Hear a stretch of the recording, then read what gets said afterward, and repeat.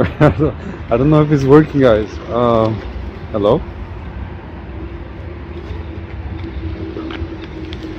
Oh my, why does it say Gym GigaChat? What the hell? It says Gym GigaChat. Huh? Oh, this is weird. I know. I know, right? I feel so weird. Why am I even here? What the?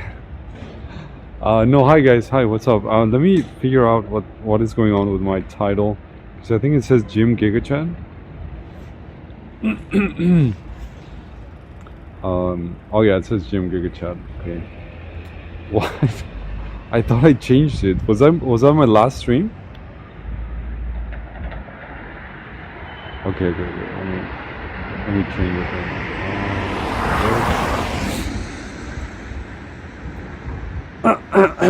Oh, I'm on fitness and health. Okay. Okay.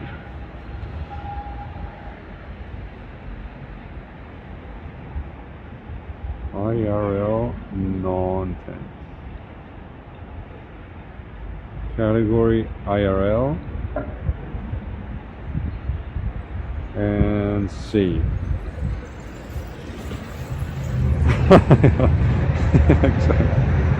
Okay, there we go. Now it works.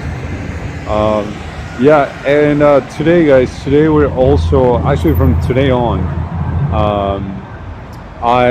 We're expanding. We're expanding, guys. So we're also on Rumble. Not anything related to America or anything, but you know, just because it's another streaming platform.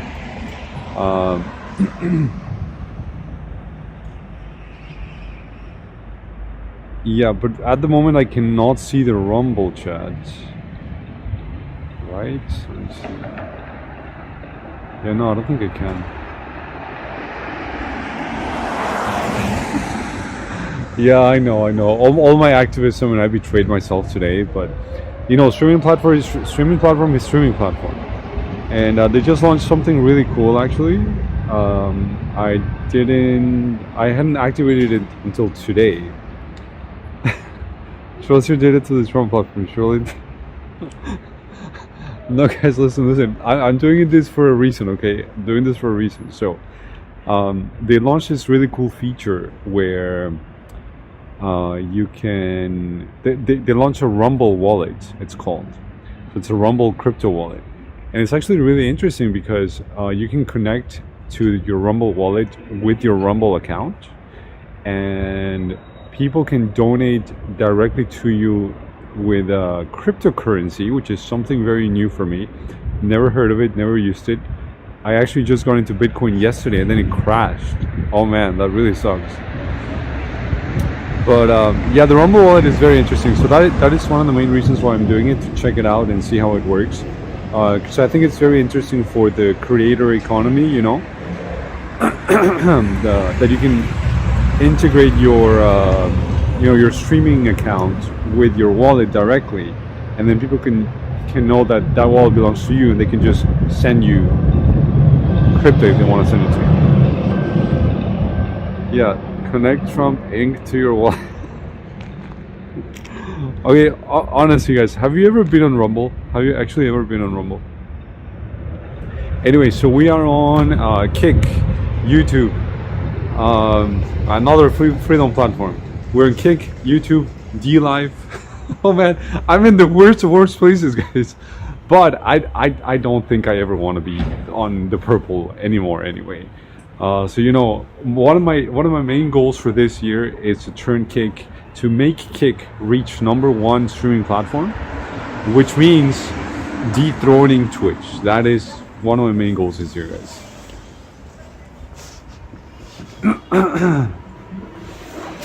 Nope, also not had plate. Avoiding it. That's a good way to say it. That's a good way to say it. Anyway, welcome in, guys. Welcome in. How are you guys doing? Hope you're doing well. I haven't seen you in a really long time. Look, Carnival is starting over here, and it's freezing. When is Carnival supposed to be, Chad? I don't remember. But this is one of Dusseldorf's most famous. How do you call them? Not cafe, but they call them. What do they call it? Oh, here it is. Yeah, conditorei, conditorei, conditori. Dessert shop. I don't know. I don't know how to call it. Wow, look at this weird chair, guys. For 1,750. That's wild. That's actually wild. This one looks interesting. Can't really see it though. Oh, there we go. Yeah, that's interesting. Anyway, let's go to inside, guys, because it is freezing. My hands are freezing. My face is freezing. My everything is freezing. Actually, my fingers are frozen already.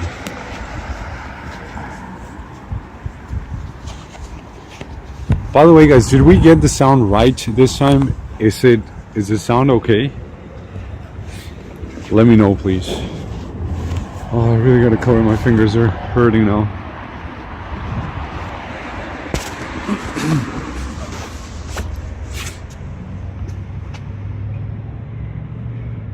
Cool frogs. How much are these glasses? 300 euros? I don't know, man.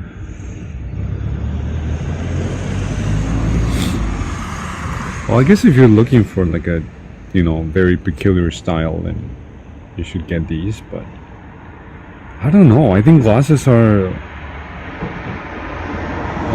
overpriced. Or how do you call these things? Not the glasses, the frames, right? I think they're called frames.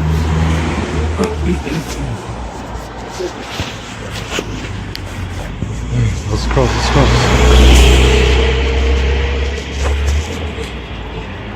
Yeah, so guys, I'm heading to my favorite bakery just because it's a really cold day outside. And I don't want to be out in the cold. Well, I could go. I mean, I have something against this Coffee Felons, but maybe I could go to Coffee Felons. No, not really. I don't want to support Coffee Felons. I still haven't made peace with them. I don't know if you guys know what happened with Coffee Felons, but yeah, I'm not in good terms with them, especially with this location. If it's a location elsewhere, then I'm okay. But if it's this location, you can fuck off. Even though it's really nice, this location.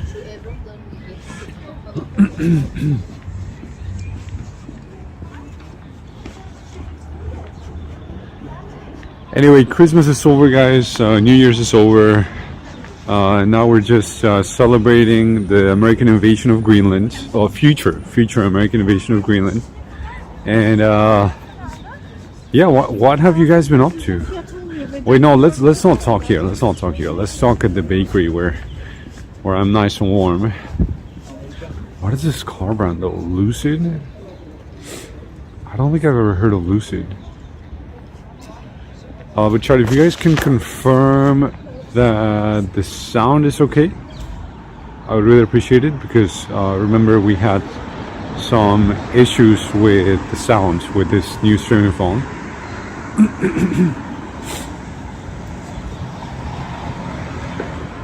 This location is very nice, but they need to what?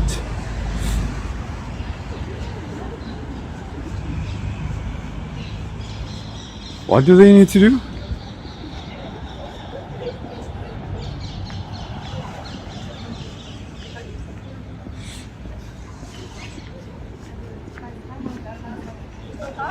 Wow, look at this store.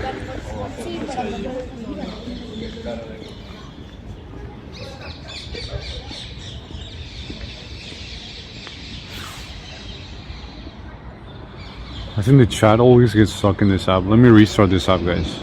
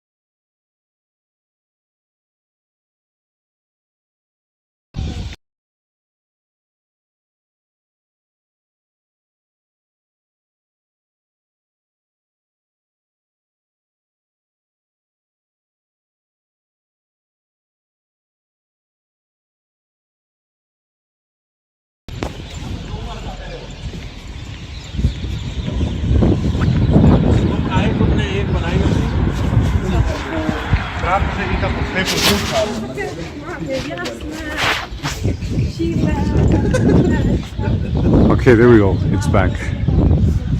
So much to celebrate. Dissolving NATO agreement and trade between US and EU, but free trade Asia and South America and EU, and the forming of an EU army. Yeah, exactly. So much to celebrate. Yo, your mom is saying, what's up? Hi. Why are you here? How did you even get the? How did you even get the notification? Alex Rosales, thank you so much for the sub. Thank you, thank you. How's it going, Alex? Wait, so that was a sub? So that was on YouTube, I guess? Oh. Is that on Kick? I think it's on Kick, right?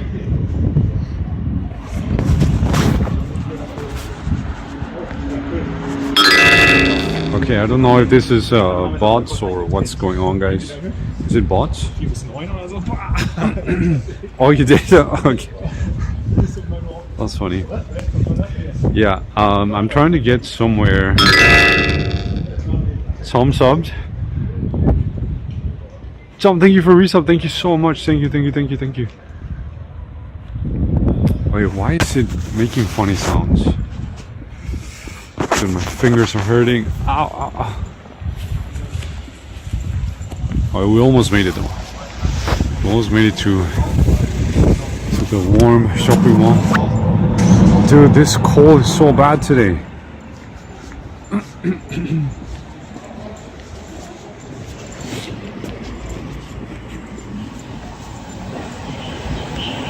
Is it Rumble notifications? No, I don't think it is.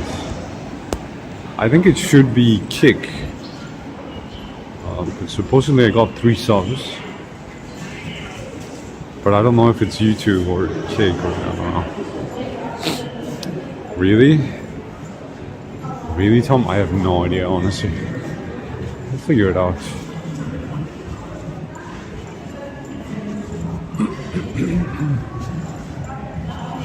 Alright, let's see. Oh yes, nice warm bakery. Oh, please have the stuff that I like. Shit, they don't have anything, guys. I think I'll have to get shit, they don't have anything that I like.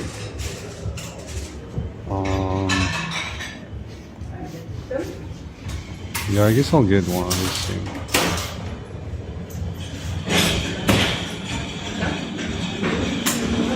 Hallo, ein Kaffee bitte und ein Kaffee. Hier trinken es mit dem. So hier trinken. Ja. Ja. Und einmal Streuseltalle? Ein was? Streuseltalle? Volltaler, ja. Ja. Und warum? Nein, das ist alles.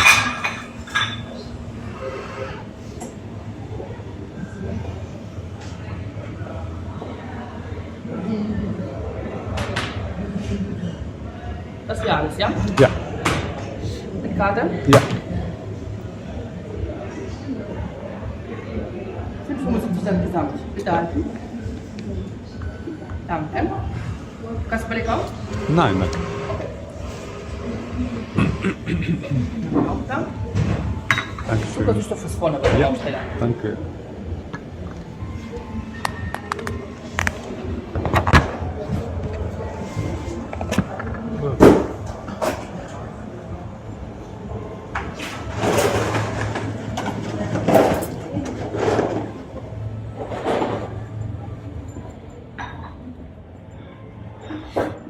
Okay, I will sit here. Yes.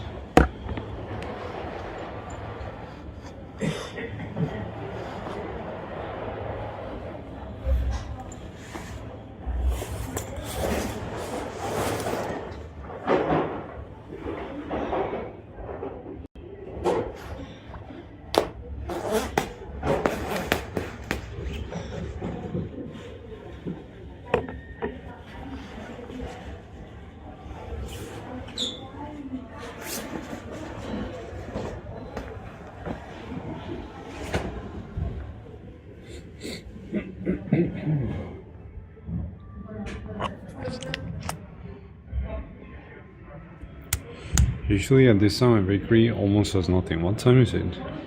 It's only 5 p.m. Come on, it's not that bad. This place closes at like 8 or something like that, I think. But yeah, they didn't have anything. That sucks. Now let's get a little bit of sugar for me, because I like my coffee with a little bit of sugar and a spoon. No spoon. Okay, yeah, a big spoon.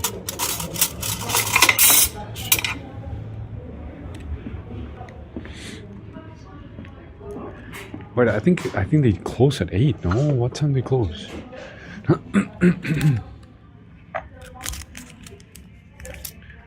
Ah, look at this. I haven't had one of these in so long. I still miss the pudding taller from Scamps. That one was one of the best, but they don't make it anymore.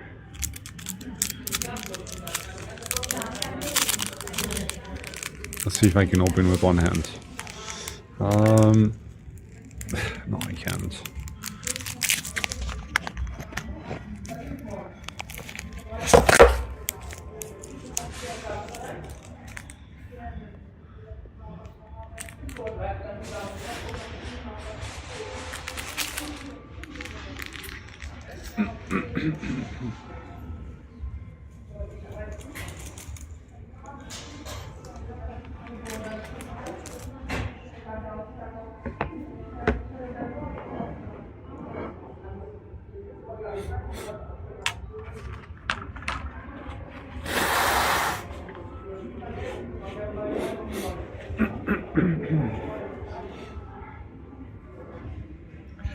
Anyway, so I don't know where the subs came from. I really have no idea.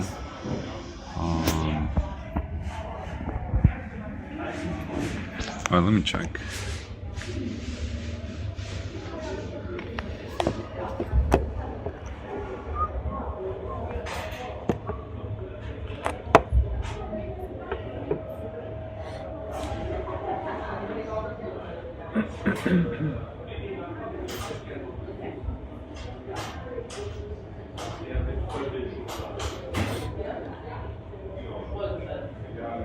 You know, maybe it was on D Live. Or no, it shouldn't be on D Live. It should be on Kick.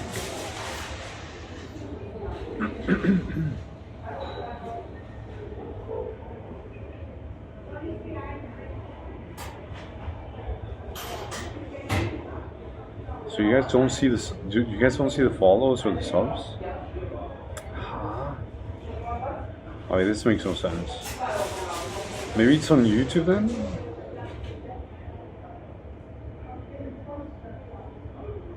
Oh yeah, it was on YouTube, guys. At least I think it was. At least 2 of them were.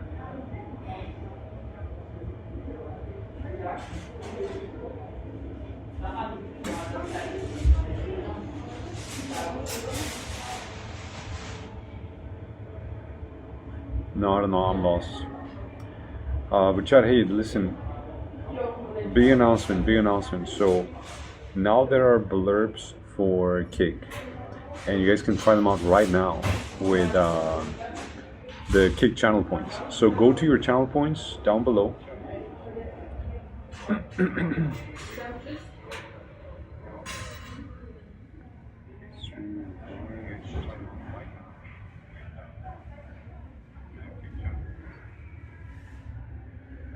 By the way, the extra charges for packages from outside EU coming in is delayed. Oh, really? That looks like starting in June. So then have to pay VAT on everything now excluding. Well, maybe they will reverse that, you know? Because China is definitely a more reliable partner than other countries, if you know what I mean.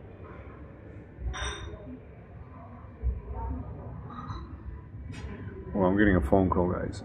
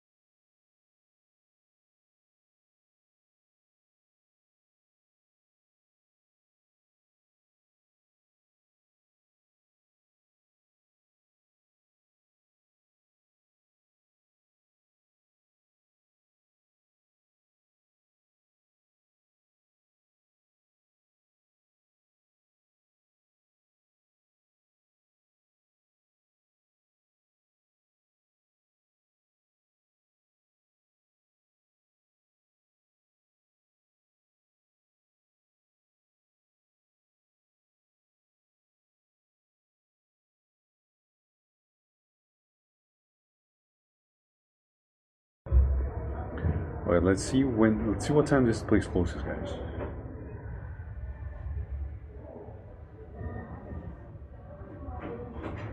Oh, it closes at 7. Yeah, this is good enough. Good enough time. Yeah, but anyway, I don't know where the subs came from. So someone on YouTube did subscribe, and then there were 2 more subs, but I don't know where they were from. I suppose they were YouTube, but I can't really tell.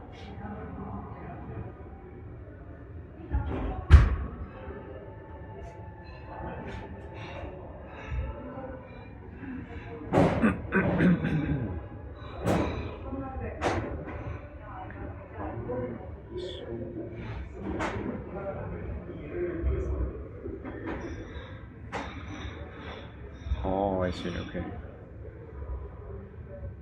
Okay.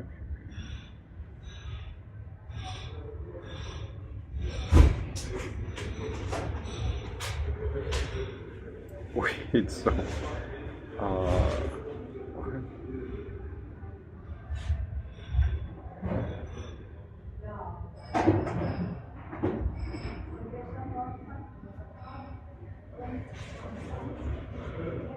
Okay, I don't know. I give up.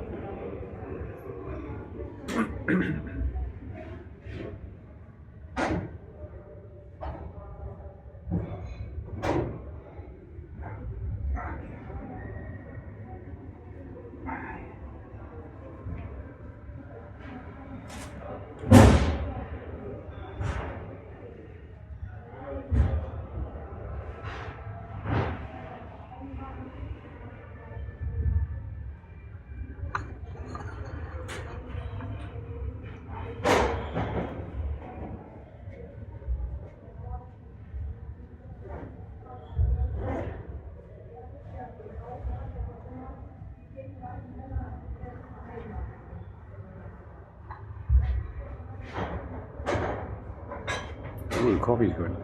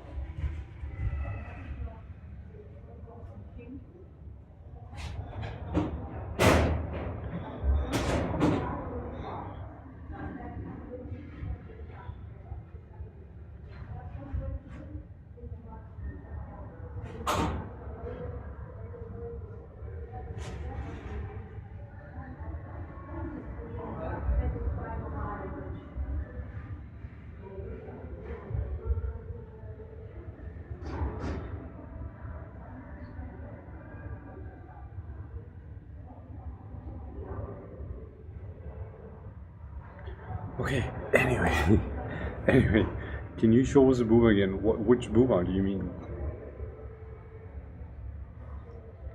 Oh, the booba. Wait, I know what you mean. Yes, I will show you the booba.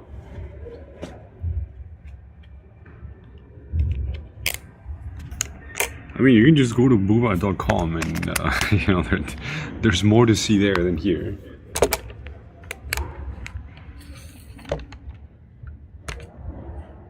There, that's a nice. Wait, is that? Oh no, that's a guy.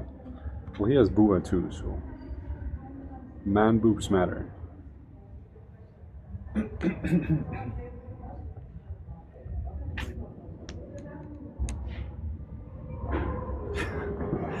Yeah, but oh wait, no, I can't do this. I can't do this because I'm on YouTube. But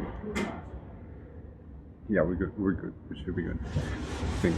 Yeah, it's just art. It's just art anyway. Okay. Anyway, so how are you doing, guys? Welcome once again to another Nontent stream. How are you guys? How are you? What have you been up to? How was your New Year's? Tell me everything. I want to know. I want to know. So, guys, my New Year's. Okay, first of all, can you give me a thumbs up if you can hear me well, or a cursed finger in the chat? I would really appreciate it. I need to know that the sound is working well and you guys can hear me well. Or is the sound too low, or what is it?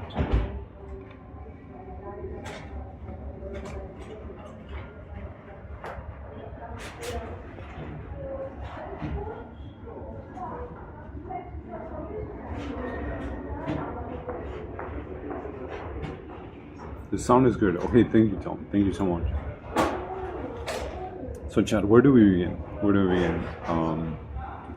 My last stream was at the gym in like what, December or something like that.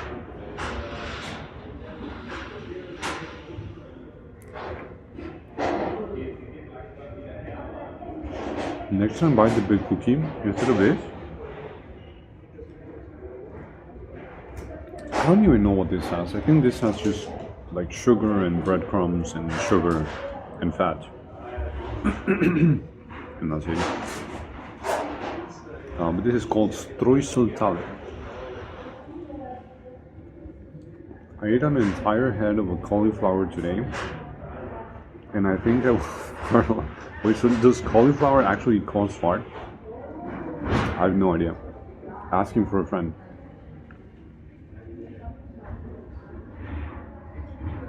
Streuseltaler, yeah.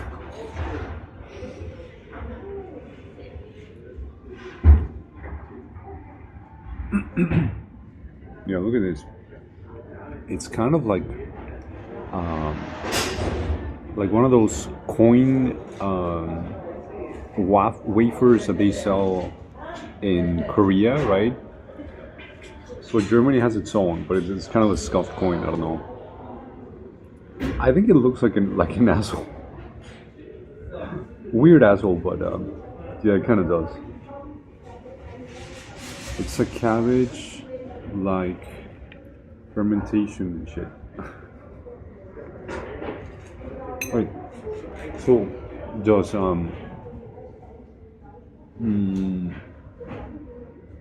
sauerkraut cause a lot of gases?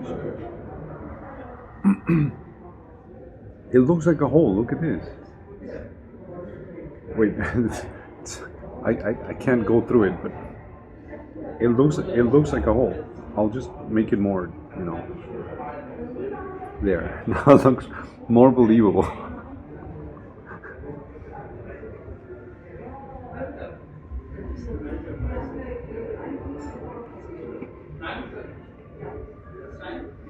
So does sauerkraut cause a lot of gases?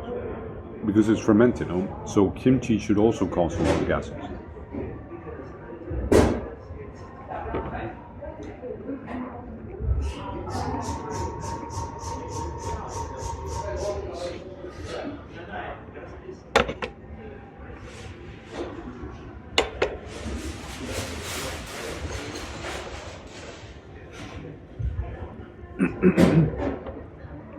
So, Chad, where to begin?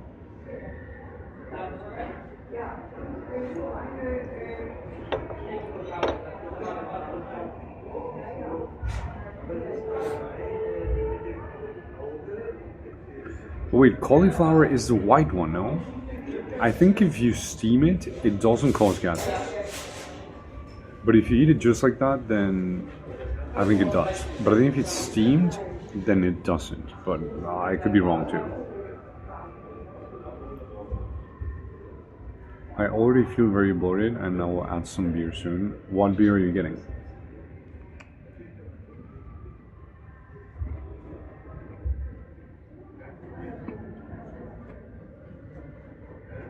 You know, this Streuseltaler, it's satisfying.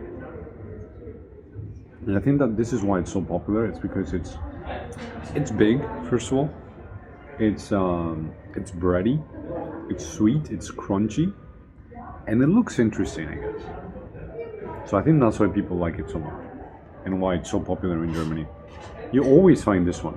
Always find this one everywhere. Honestly, I think it's kind of boring, but like it does satisfy your senses, you know what I mean?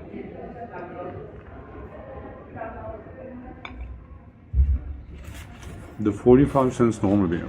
Let's go. I've never tried it.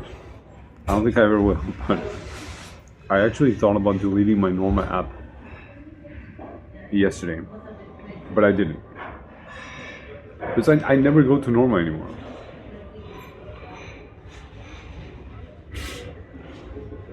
Last time I was there, it was so bizarre. For those of you who don't know Norma, guys, Norma is a supermarket here in Germany, and let's just say the demographic tends to be I don't want to sound disrespectful, but I mean it's just a reality. Okay, listen. What, are you serious? No, that's not true. You're joking. But I mean, if that happened in Norma, then that happened everywhere. No, that's insane. I don't believe in you.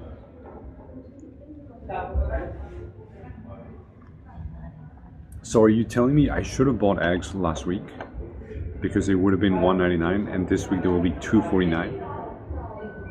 You know what I noticed though? I thought that was going to happen because this Saturday actually, when I went to supermarket, they were almost out of eggs. There was a shortage of eggs, no matter what the brand was. There were very few packages, and I was like, "Huh, this is unusual. This had never really happened." Yeah, I mean, I didn't want to say it that way, but I want to say it in a more elegant way. You know, the demographic of Norma tends to be a little bit more low income. I'm not saying that I'm high income or anything, but it's a little bit of a bizarre place, especially because this city has a lot of very nice and very decent supermarkets, right? I've taken you guys through most of them, except the very nice one, because that one is there's no good signal inside, so it's almost impossible to stream there. But yeah, Norma tends to be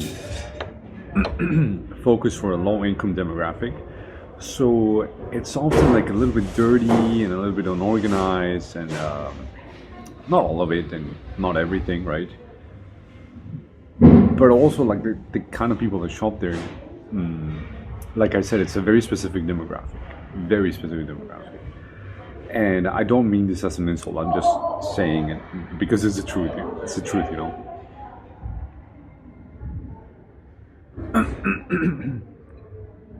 At least butter is €1 now, really?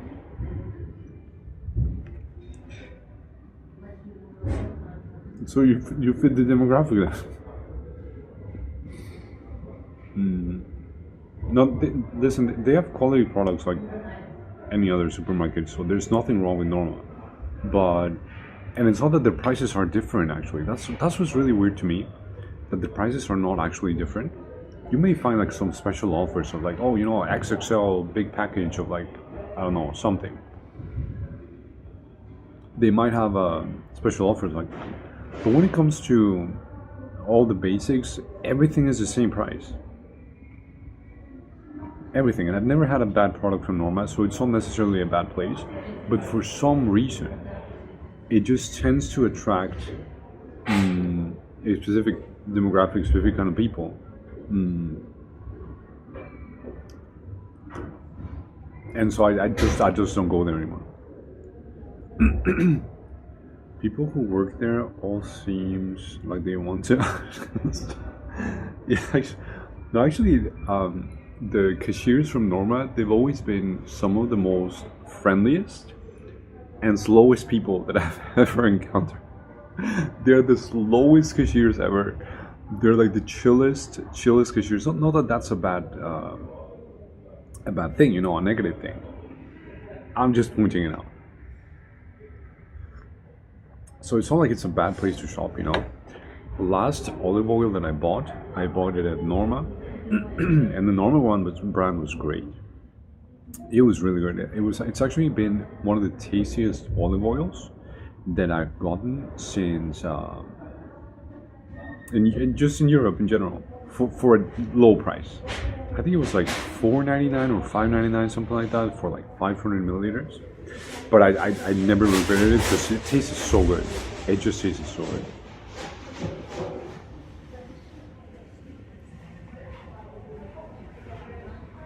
Well, the cashiers at this Norma, they're always like super chill, super slow. There's not a worry in the world for them. They don't care how many customers there are. There's always only one cashier open. And you might take hours at the supermarket just to pay, but it doesn't matter. Oh, it didn't work. Okay, let me fix it. You know what it might be? It might just be that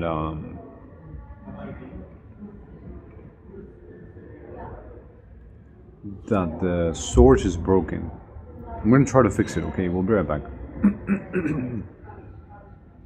I tested it before and it worked. So I don't know why it's not working now.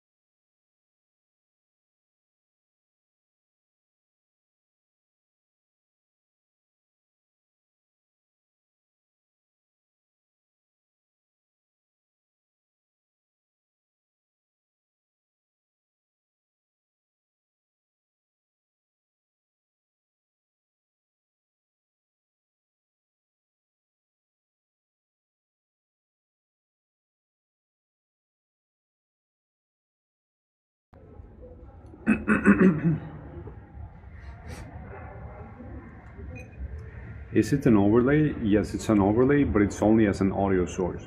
There's no other way to add just an audio source on, what's it called? IRL Pro. Wait, before you guys waste any more points, let me try it myself. Because I literally tested it before I went live, guys. There's no way this is not working. There's just no way.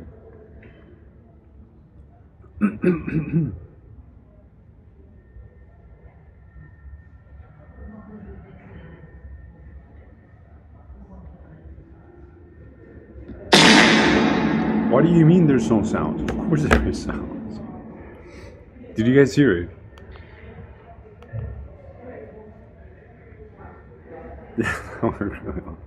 My TTS should also be working.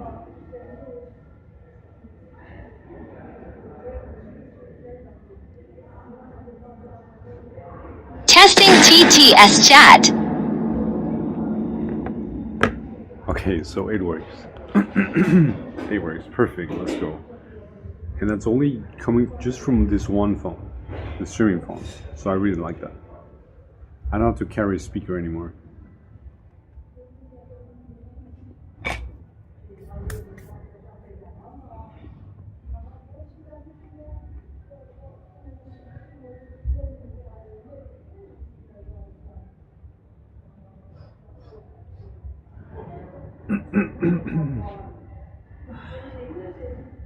Okay, yeah, it works.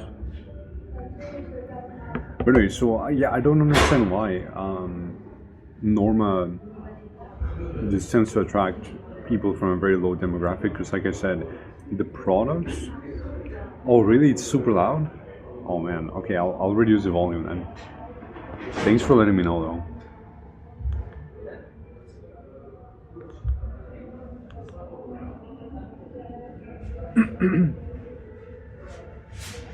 Because the products are just the same. They're literally the same as any other Germany supermarket.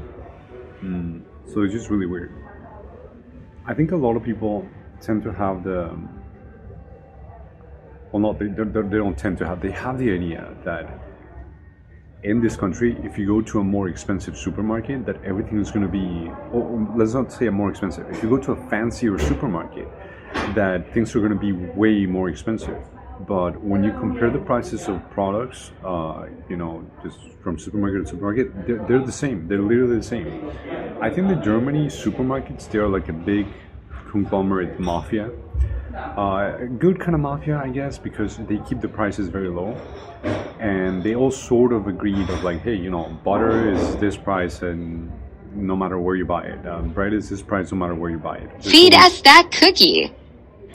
There's always a basic bread that you can buy for 99 cents or less, right? There's always some basic kind of bread roll, right? So I think they're all the same. And that's why I don't shop at Norma anymore because it's the same. Unless they have like a super special offer, but I don't feel like it's worth going there anymore. So is it still super loud for you guys? The TTS or the blurbs? Can you clarify, please? Asking for a friend. Technically, that's illegal though for them to negotiate and agree the prices. Yeah, I don't know how they do it though, but it's just funny that how everything works. Because if you analyze the sales catalogs that they put out every week, and they even have a week in advance, right? It almost feels like they kind of communicate with each other, and they're like, hey, you know, let's put this product on sale on this week or whatever. It may just be something that we don't know, right? And maybe it's just a brand or specific brand that's giving all supermarkets a specifically good price on that week, so that the product goes on sale for that week. But a lot of products, a lot of times when this happens, it's the own supermarkets products that are on, you know, special price on sale, right, on the sale catalog. And it's even from different groups, because, you know, there's I think there's Schwarzgruppe or something like that, which is Rewe, Norma, and something else. Then there's Aldi, and then there's I think Edeka group or something like that. No. So if you look at the sales catalogs from all of them, you start finding that some connections, right? It's like, this is like, it's just so unreal that they're all having the same exact sale for the same exact product or special offer or whatever on that same exact week. Like, it literally makes no sense. Do you know what I mean? Is this a conspiracy theory? I mean, a lot of stuff is illegal, right? Doesn't mean it's not done.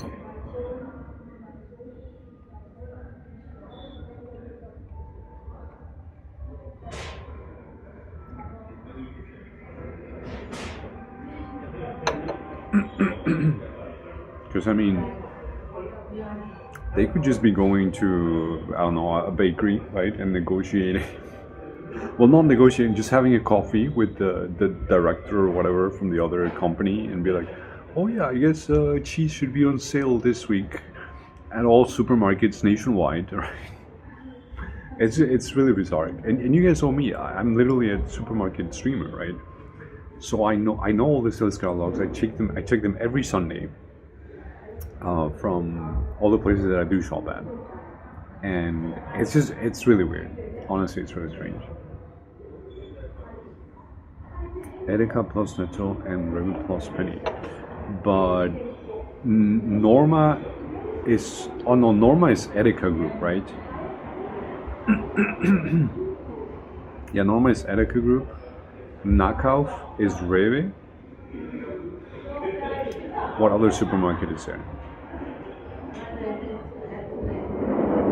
I think that's it. Edeka, Netto, Norma, Nakauf, Rewe, Penny, Aldi.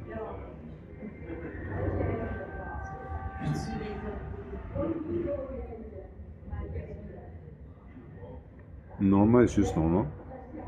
No, I don't think so. No, Norma is probably Edeka. Norma supermarket. I don't know how to say owner. Let's see. Wikipedia. Oh, actually, yeah. It says it's wait. Hold on. Norma has acquired the company Rody. Yeah, it does seem to be actually. It's just that their branding seems so similar to the Edeka Guten Günstig, you know. That's why I thought it was. But yeah, Norma seems to be their own.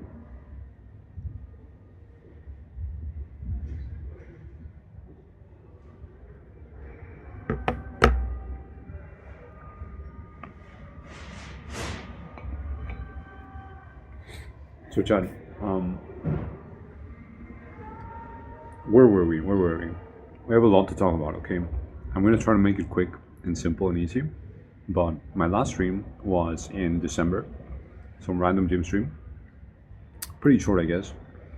But after that, I didn't really have any plans for like Christmas and New Year's and stuff.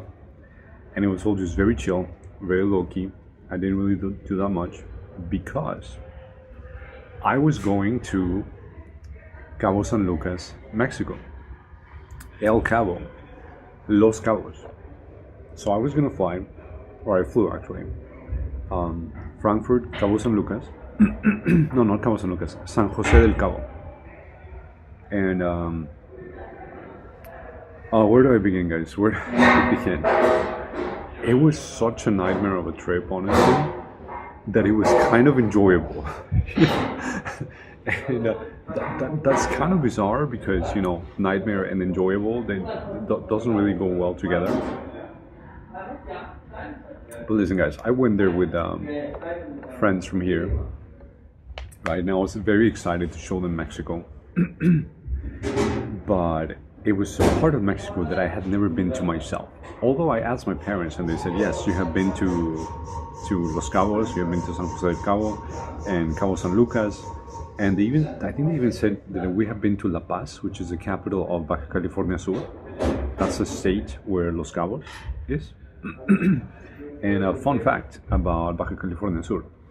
There's a state law that makes it illegal for you to refer to the state as Baja or Baja California or Baja Sur or California Sur, like literally anything else that is not Baja California Sur. If you're in the state, you could essentially get arrested for referring to the state as something other than the full state name, which is really strange. I don't understand why they would do that, but it's so weird. But yeah, we found out while being there, just, you know, searching random information about the state and what to do and and all those things. So the trip started really badly, guys, because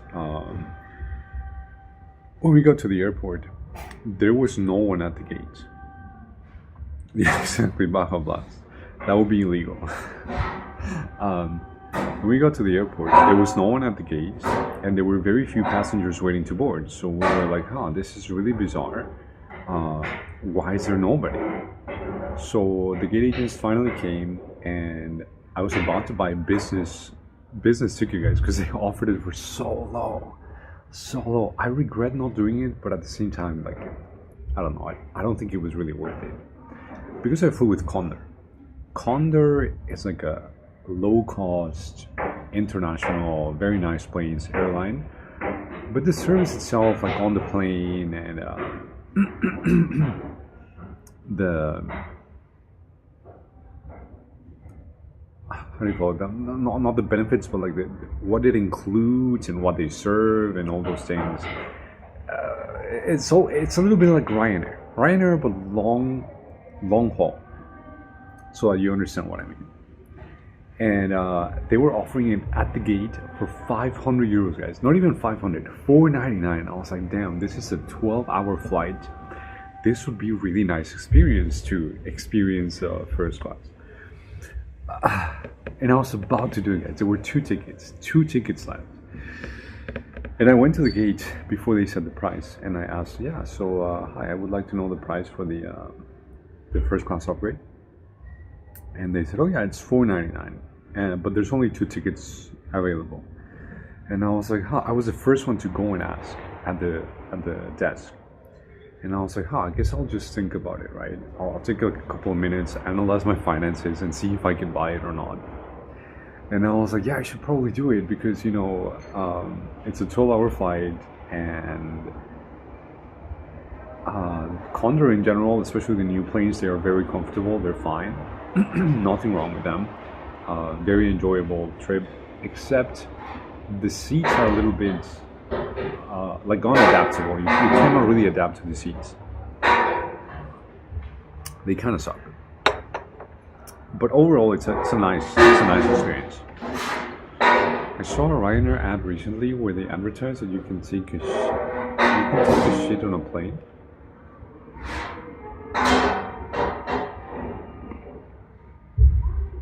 I must have missed that one. I don't know which one you're talking about.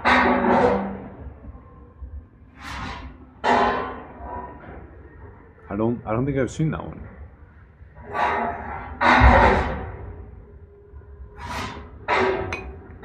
So anyway, I went back to where we were sitting,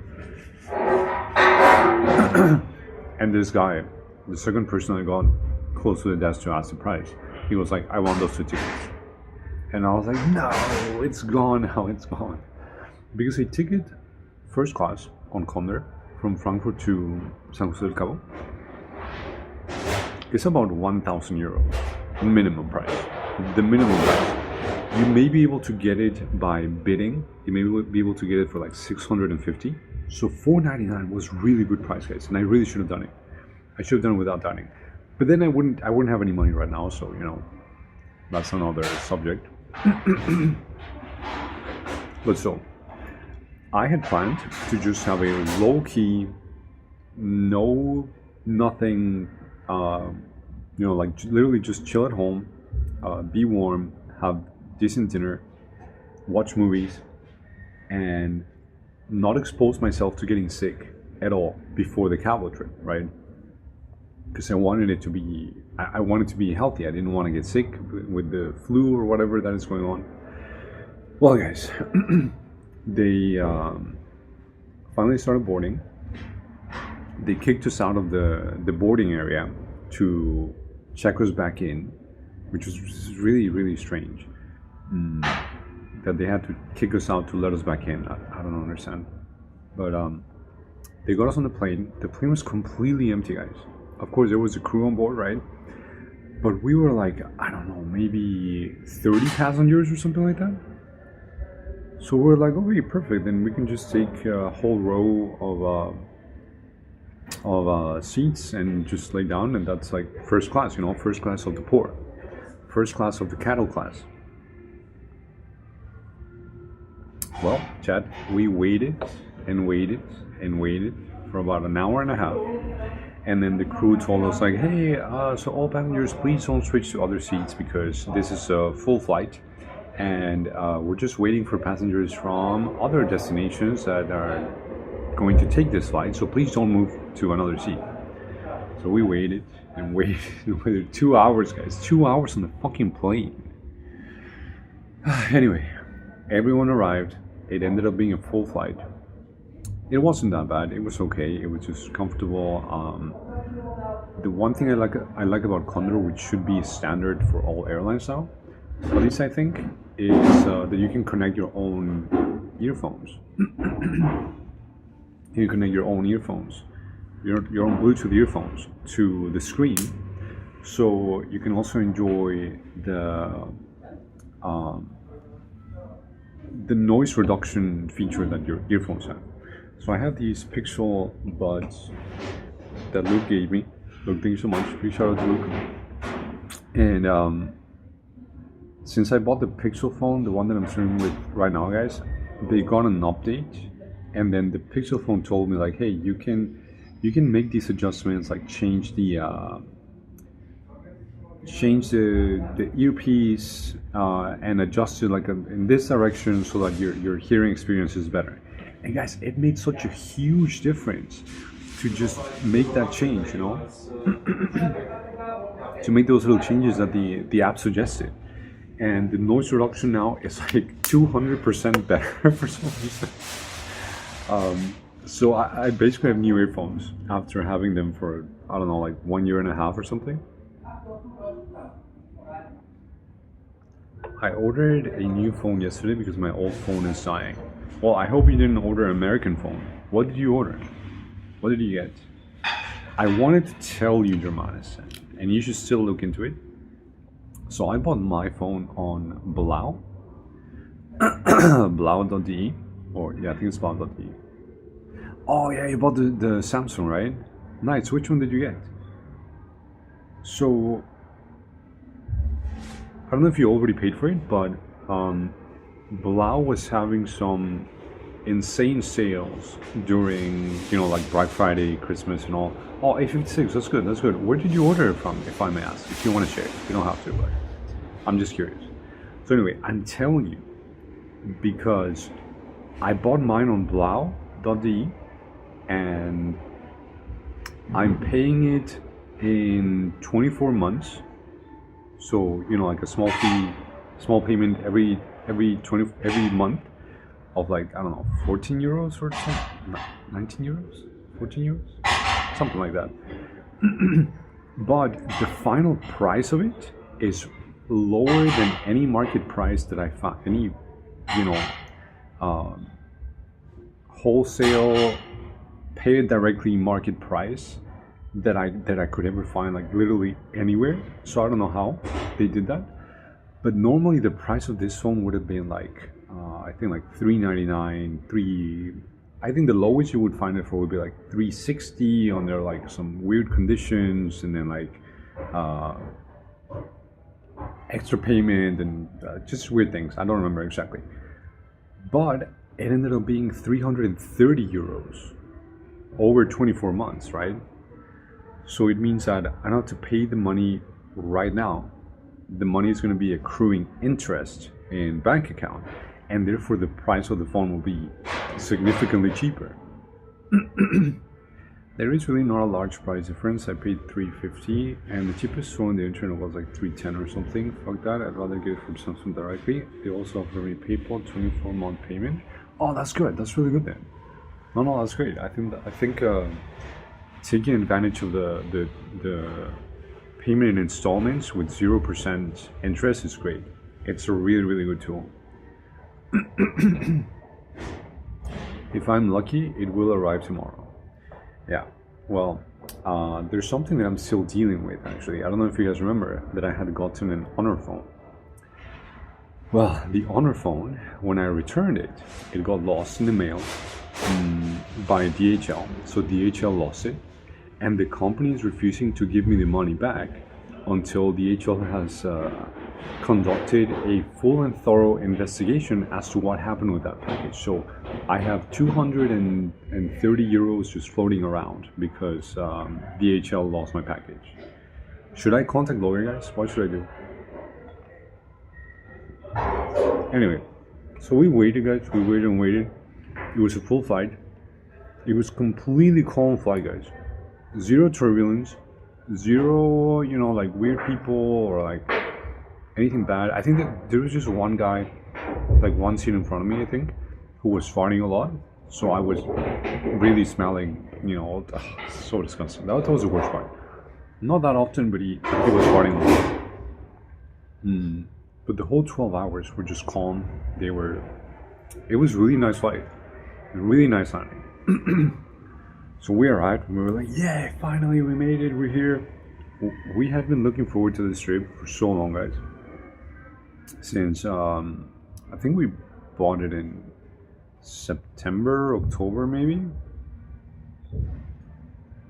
I don't know when I told you guys, but I think yes, maybe October. Yeah, it must have been like end of October or something. My current phone is A34. It has a major flaw. The frame and back are plastic and the glue is starting to fail. There is already a pretty huge gap between the back and the frame. The A56 has a glass back and aluminum frame. What won't happen with this one? No, that's good. That's good. The A series has been doing pretty well. I checked out the A56 at a store. It looks great. It looks like quality device. All the recent Samsung phones, they really like increase the quality even for the more basic models. So I think it's a good purchase. The A56 was actually an alternative for me instead of getting the Pixel phone. But I went for the Pixel phone. So guys, we landed. The views flying over Baja California and Sinaloa states are so beautiful, so magnificent. The ocean is so beautiful. It's very different area of Mexico that I had never been to.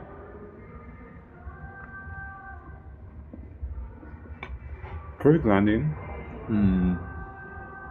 We boarded the plane. We went through immigration, which was really fast for me, of course, because I'm Mexican and, you know, no problem. Guys, it took 1 hour and a half for the people to unload the luggage from the plane and put it in the van that moves and where you can pick up your luggage. An hour and a half, guys. The whole plane was so pissed off. Even the crew had to wait so long for to get their luggage. It was so insane, guys, so insane. So we were hoping, we had hired a shared shuttle. So not only was it us on the shuttle, but other people. Because it's kind of like a free tour of the area. Sure, it takes longer to get to your hotel, but it's kind of like a free tour of the area because different people ride with you on the same van or bus, and they take you to different parts of the city to drop off people at different hotels, right? So you get to see a lot of things. Well, because the luggage took so long, guys, it was already completely dark outside, nothing to see other than whatever the city lights would allow you to see. So that really sucked. So we didn't know how things looked until the next day, right? But when's the last time you traveled without any troubles? Well,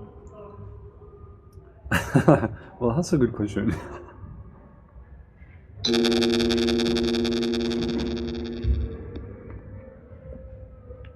Yeah, that's a good question. I don't know. I don't remember. Honestly, to be honest, I don't remember. But anyway, so yeah, we got to the hotel. Hotel was fine. It was not precisely what I was expecting. So I've been staying at these luxury apartments in Cancun. They're not really expensive. They're way cheaper than a hotel. But they're just really nice. The place with the pool, you guys remember? The place with the rooftop pool. Those are like luxury apartments in the center of Cancun, and they were really good price. So I tried finding the same for this trip, but they weren't really luxury or apartments. It was kind of like an apart hotel, but your room didn't have any kitchen or appliances or anything else. So that was really disappointing. But there was nothing wrong with the accommodation. It was like a huge bed, king size bed, little balcony, little chair. But what happened, guys? As soon as I got off the plane, I started feeling like my bronchi were irritated. And I was like, this is really strange. Why would this happen? I literally took care for so long. I didn't do anything on Christmas, didn't expose myself on New Year's. I did all the right steps, guys, to not get sick. But my bronchi, as soon as we got off the plane, guys, we're feeling so irritated. So irritated. And I was like, yeah, this is really strange. It's probably just the dryness from the plane or something like that. So yeah, we went on the shuttle. It was kind of scary because well, first of all, I didn't know this part of Mexico. The driver had a very bad mood. He was playing this really strange music that was Madonna in reggaeton version with a classical violin overlay. So you can imagine how something like that sounds like. It was interesting, guys. It was interesting. I forgot the name of the DJ, but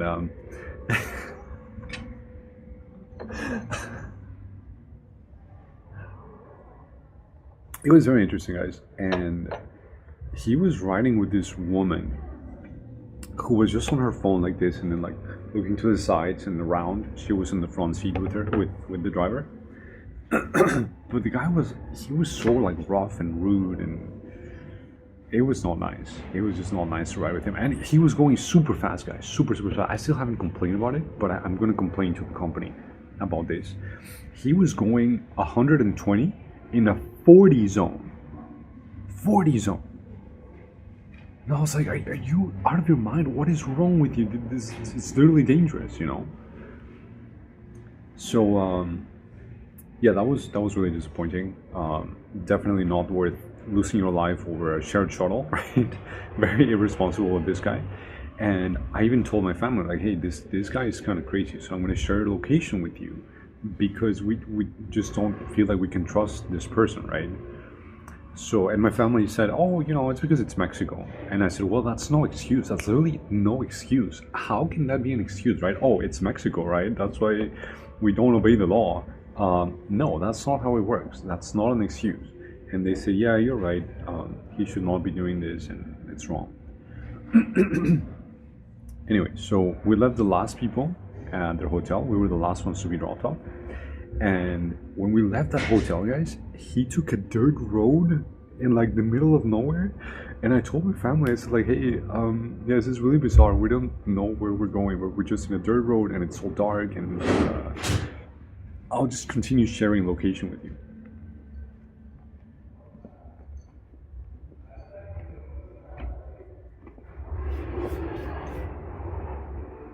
So it was kind of scary.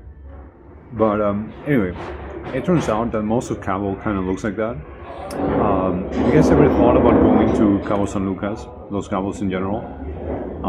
Don't go to Cabo San Lucas. Cabo San Lucas sucks. It's a horrible city. You should not go there. It's a little American theme park. That's really what it is. It's a little sort of a low-budget Disney for Americans. That's all it is, guys. The city sucks. The prices are super high.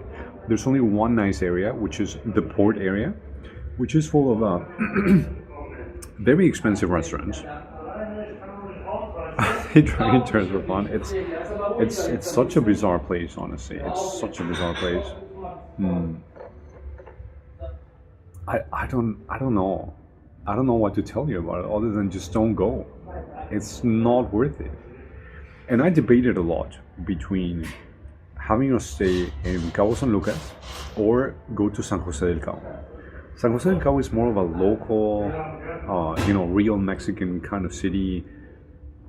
It has an old town, it has a cathedral, it has a main square, it has a lot of restaurants that are normal priced. But anyway, the port area just has restaurants that look nice. We didn't try the food there because it was all completely overpriced, unless you're American and you can pay for it. In other words, it's a scam, right? There is one big shopping mall at in the port area, where they're like luxury shops and luxury stores and whatever. The mall is in such a bad condition, guys. It was I don't understand why people go there. I don't think I took pictures, but the ceiling was literally just falling off in pieces. It was falling off. Everything was in bad condition. Everything, and this is a new shopping mall, guys. It's a new shopping mall, so, and they just left it halfway finished. So it really makes me wonder, like, why do people go to Cabo San Lucas? There's nothing, guys. The beach is nice. The beach is nice, but everything around the beach is completely overpriced, completely out of proportion. Especially unless you're American, then you can pay for it, because it's just, you would pay the same prices as in the US. One beer $10. One beer $10. Absolutely wild. Absolutely wild. And this is not common in Mexico, okay? This is not common. But hey, I had never been to Cabo San Lucas. So we walked around the port area the first night, and we were like, no, this is horrible. This kind of sucks. We found this taco place called Taqueria El Zarape. El Zarape is, we went to the Zarape Museum. I took you guys to the Zarape Museum in Saltillo. It's this, it's not a fabric, it's an ornamental piece of, how do you call it? I don't know how to describe it.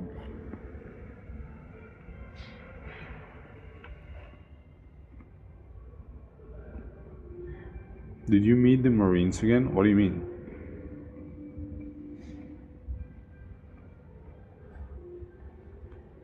Alright, maybe I can just ask ChatGPT, guys.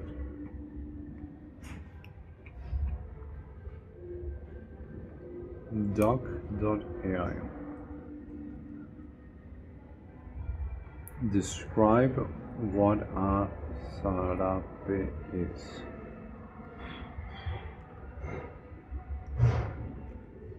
Okay. So a zarape is a traditional Mexican garment, often recognized for its vibrant colors and distinctive patterns. Originally worn by men, it has evolved in use and is now appreciated by people of all genders. So, yeah, it's like a rectangular garment that used to be worn like this as a decorative item for men and gentlemen. And now it's just used for decoration, like you hang it on the wall, or you put it as a, like on top of a table, or a couch or something like that. It's typically made out of wool. Actually, the original one is made out of wool. If you buy one that is not made out of wool but made out of cotton, you're not getting the original one. But they produce those in China, so they start selling those in Mexico too, which kind of sucks. But Saltillo, my home city, is keeping the tradition alive, because that's where the zarape comes from. That's where it was born. That's where it's still produced, and it's produced with wool, and it's produced how do you call it? Traditional way. And I own one. It's something really nice to own. It's hanging on my wall. I'll send you guys a picture on Discord, okay? The last time you were in Mexico, there were Marines everywhere. Really?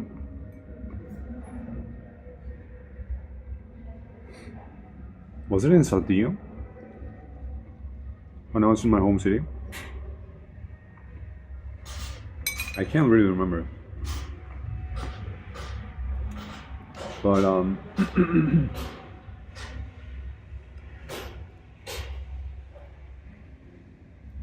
here's just one of the most important details of the port area in Cabo San Lucas, so you can make yourself an idea of what it was like. So in the port area, there is a Ferris wheel, a little Ferris wheel, and it looks really nice from far away because it has lights and slits, and you can see it spinning, right? Basically all night.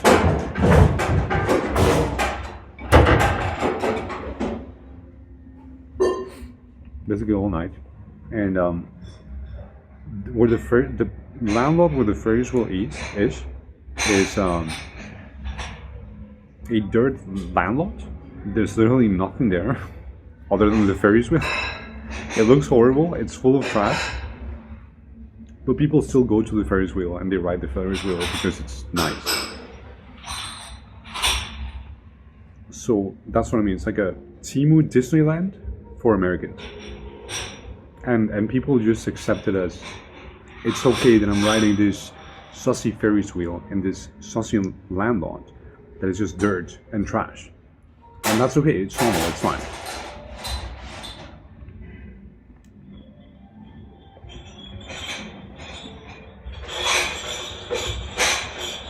It was a shopping mall? I don't remember.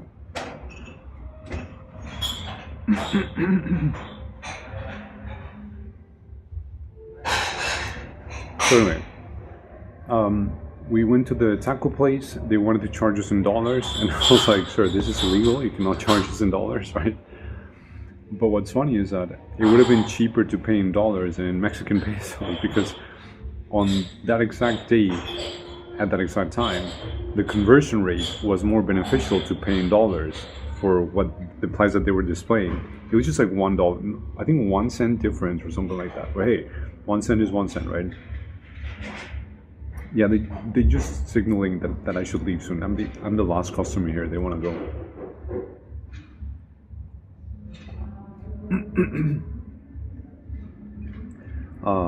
The tacos, it was so funny. I don't think I took a picture of it, but we all ordered different things, and they all looked the same. Literally all 4 plates looked the same. They had the exact same mix of things. It was so ridiculous. It was so ridiculous. And my friends were like, is this normal? And I was like, no, this is not what the dishes that we ordered is supposed to be. It was so bizarre, guys. Literally so bizarre.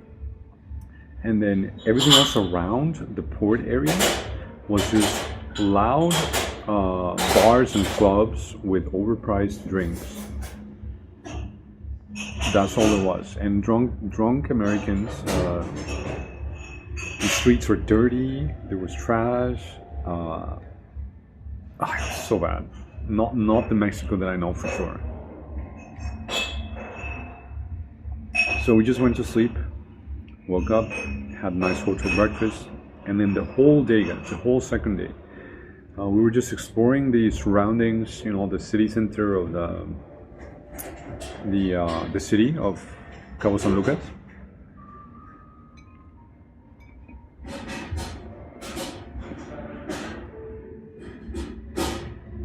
And it was horrible, guys.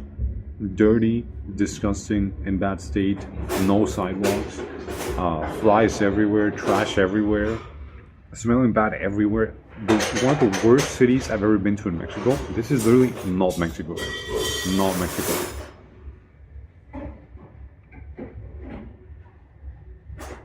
Hey, it's still 15 minutes before they close, come on.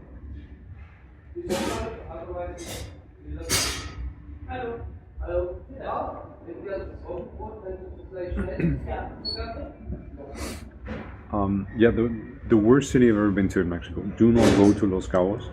Don't go to Cabo San Lucas. That's the bad one. It was so disappointing, guys.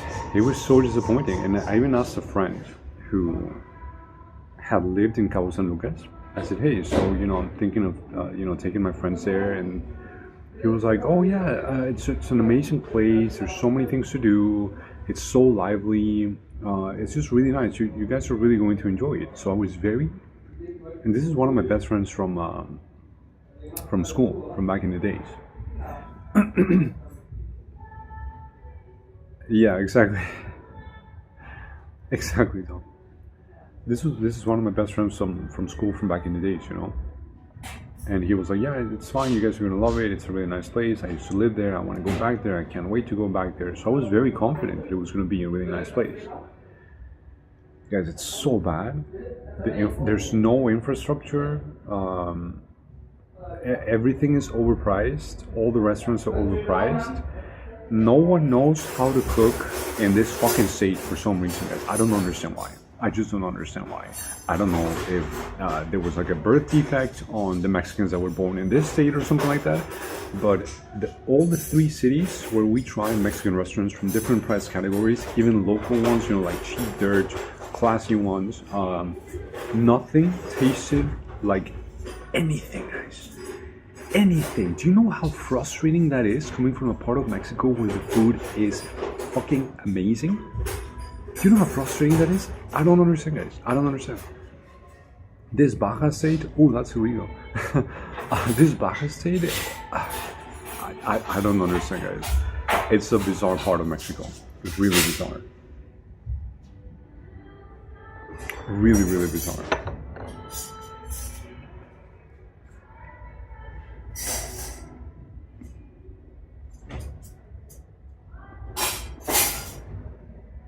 And so disappointing. Because I was excited, my friends were excited, and all the restaurants we went to, trash. Absolute trash. There was like one or two plates, one or two dishes that we ate that were good. But good as in like, there's my stage where the average meal is this good. And then there's Baja California, where the average flavor and richness of everything is like good is over here.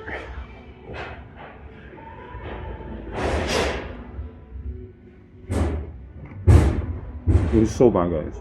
I am never going back to that station. Never. You hear me? Never.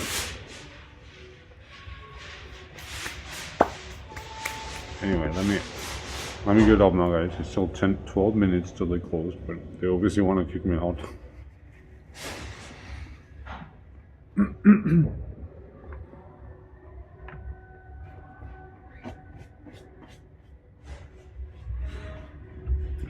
So something else is that for whatever activity you wanted to do, all the Mexicans, their main goal was to scam you. So normal price to take a boat to do like a little tour around the area was 150 pesos for Mexicans, right? Or for people who know the price. And you know how much they wanted to charge us? They wanted to charge us $50 per person. 150 is like maybe $10, $12, which is completely acceptable. But no, they wouldn't let us on the boat unless we paid $50 per person.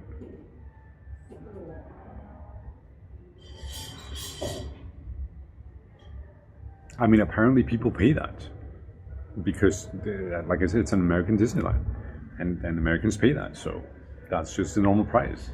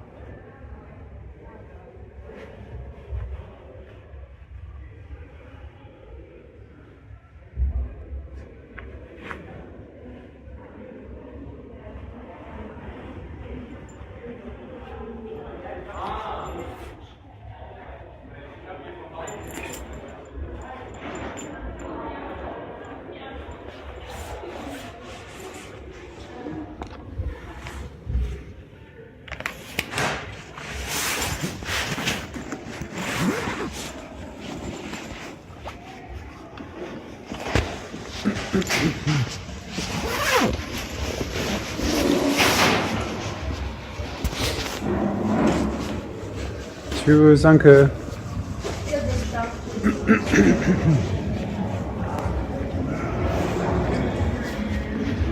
So,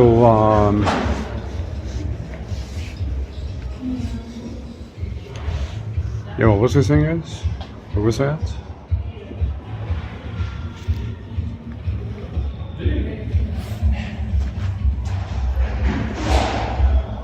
Yeah, so they wanted to charge us like 50 euros. No, $50 for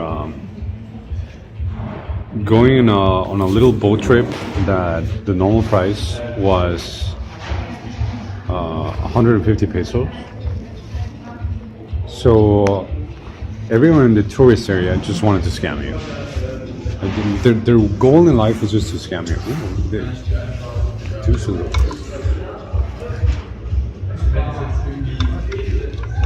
So that really sucked. So that really sucked, and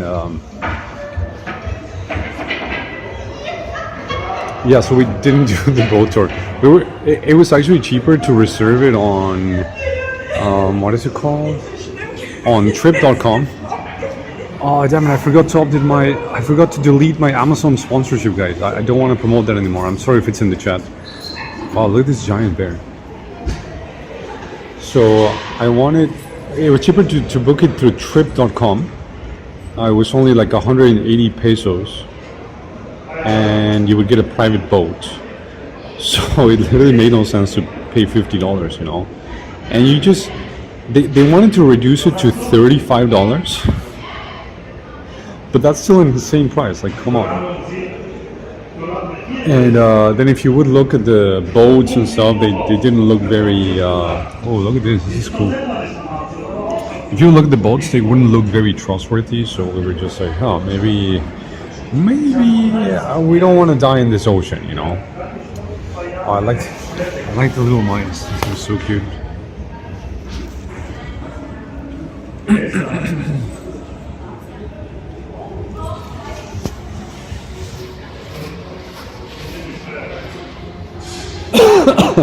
Do people still buy these things? What is this brand? The Water Drop? Never heard of this. I'm only staying inside because it's warm, guys. I don't want to go outside.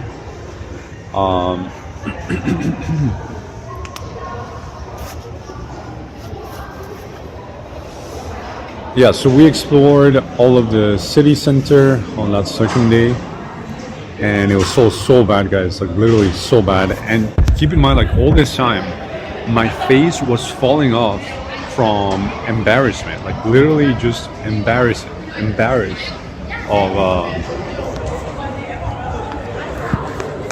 of having brought my friends to this shithole. It's not even that cold, bro. Yeah, you're right, I should take my jacket off and go outside. It's not that cold. So my face was falling off from embarrassment of having taken my friends to this shithole that is Cabo San Lucas, and I was also very sick, guys, very sick. I couldn't stop coughing. I felt so bad. I had a headache, but I had to just, you know, talk it away and just accept it and live with it. But I was feeling so bad, so bad.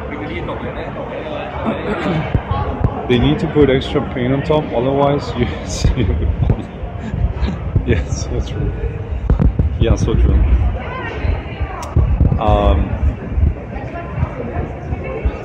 There was nothing good in Cabo San Lucas, guys. There was nothing good. There's only one restaurant next to the hotel that was decently priced and decent flavor, but it was nothing special, really nothing special. So anyway, we decided to just take a day trip to San Jose del Cabo, which is the other Cabo, because there's a lot of Cabos, a lot of capes in Los Cabos. That's why it's called Cabo or Los Cabos. Oh yeah, it's me. I'm sorry. Yeah, I'm sorry, guys.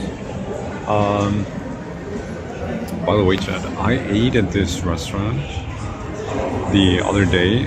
It's called Barolo. It was so bad. It was so bad. Oh my! I have never had such tasteless Italian food. Oh yeah, I know where the microphone is now. I had never had such tasteless Italian food, and so overpriced. The beer is like €5, almost €6 actually, as if you were in Paris. Wow. I think I also ate there like 15 years ago. Well, never go there. It's so bad. And it looks like such a nice place. It really does.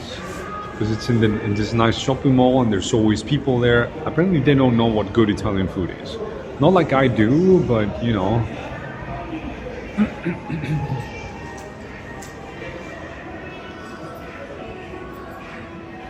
Damn, you're integrating so far. Constant complaint. Of course. Damn, she thick. Damn, she thick.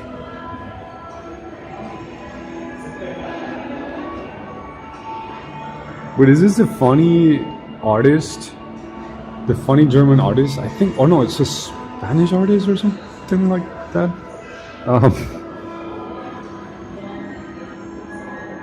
What is this, a Kim Kardashian monument? I think it is. That looks fun.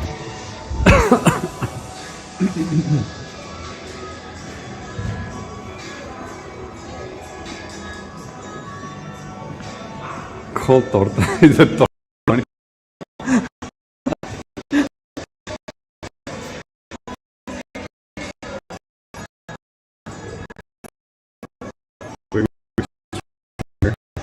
Hey guys.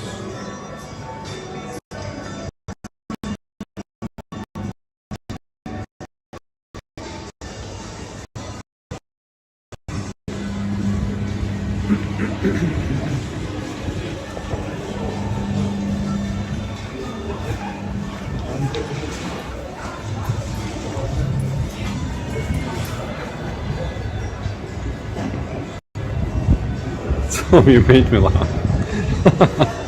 The torta monument.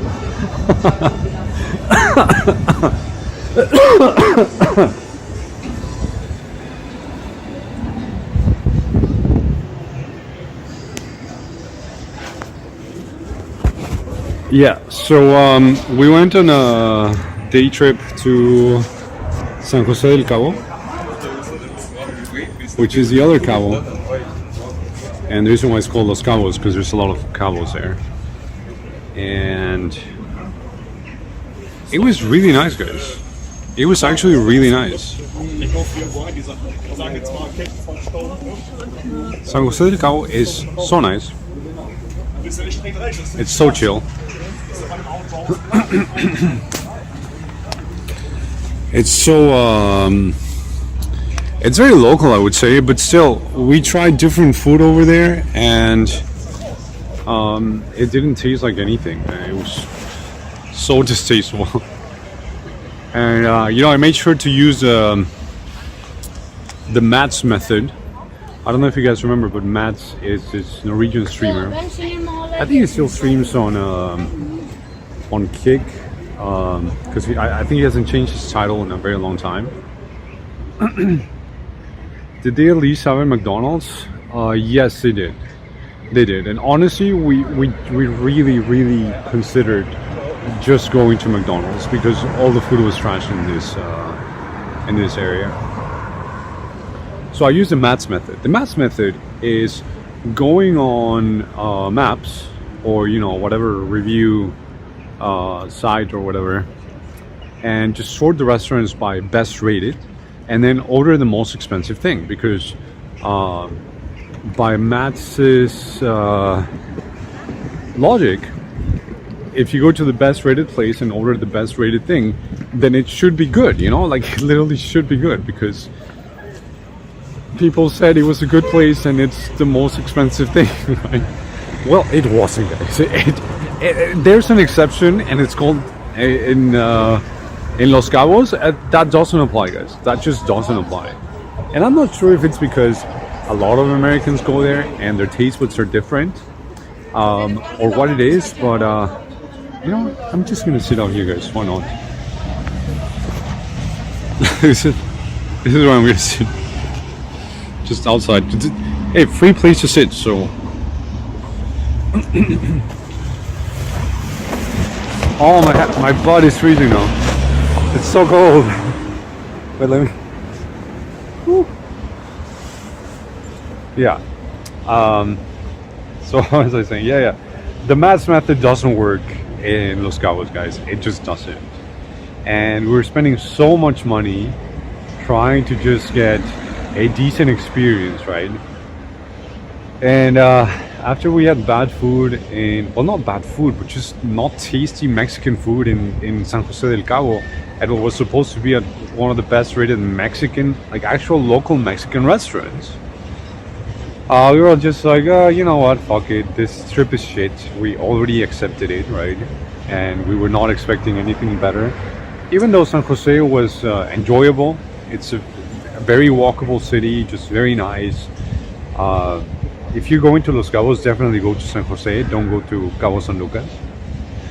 What is the most expensive thing in the $250 barbecue platter? What if the most expensive thing is a $250 barbecue platter for 8 people? I mean, it's not like that. It's not like you should just get the most expensive item on the menu, right? But like, if you're gonna go to a steakhouse, then don't order the meatballs, the spaghetti and meatballs. You know what I mean? So if you're gonna go to a Mexican restaurant, then don't order the burger. Although that might be the most expensive thing, actually. But anyway, so the point being that we really tried, guys, and I really tried. My face was just melting, guys, from the embarrassment of how bad the food was, how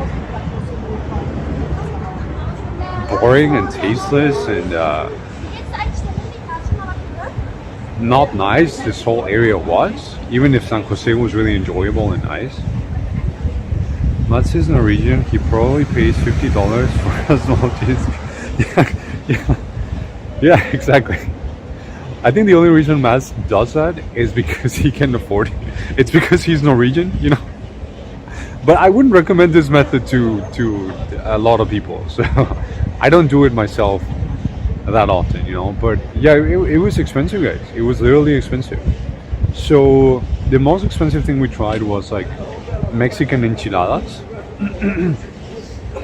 A plate of enchiladas in normal Mexico, because you know there's a normal Mexico, and then there's a weird Mexico, which is this state, probably Baja California Norte, because you know there's Baja California Norte and Baja California Sur. That whole peninsula is 2 states. It's divided in half, basically. That's a weird Mexico, for sure, where people don't know how to cook. There's no flavor, and all the food is boring. So the most expensive thing we tried were these enchiladas filled with pollo, with chicken, on a red salsa.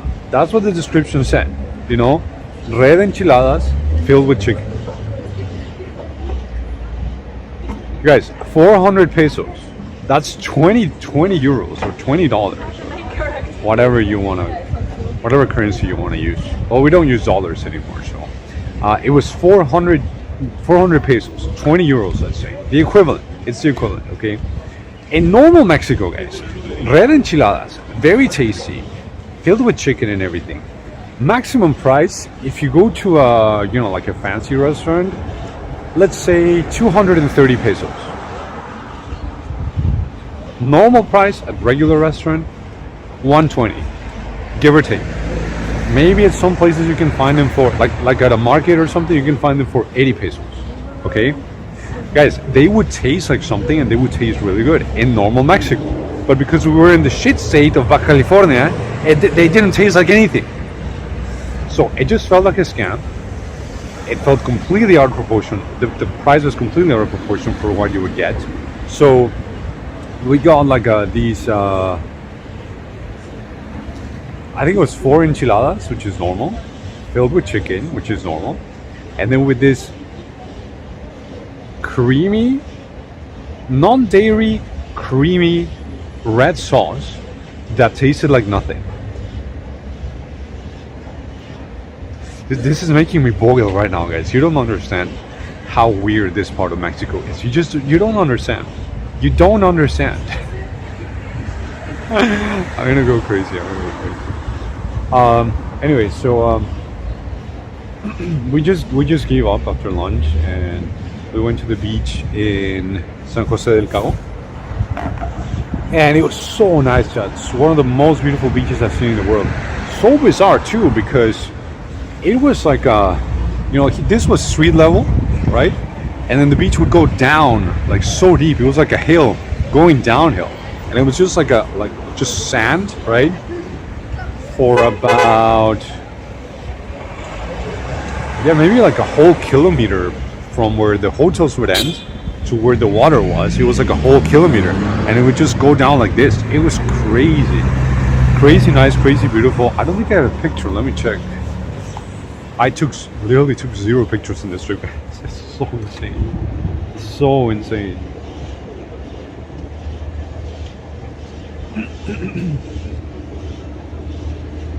I don't have. Oh wait, no.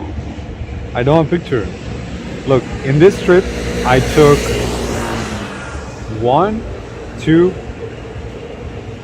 3, 4, 5, 6, 7, 8, 9, 10 pictures. Okay, maybe 11, 12. Yeah, 12. And none of them are like good or interesting or anything.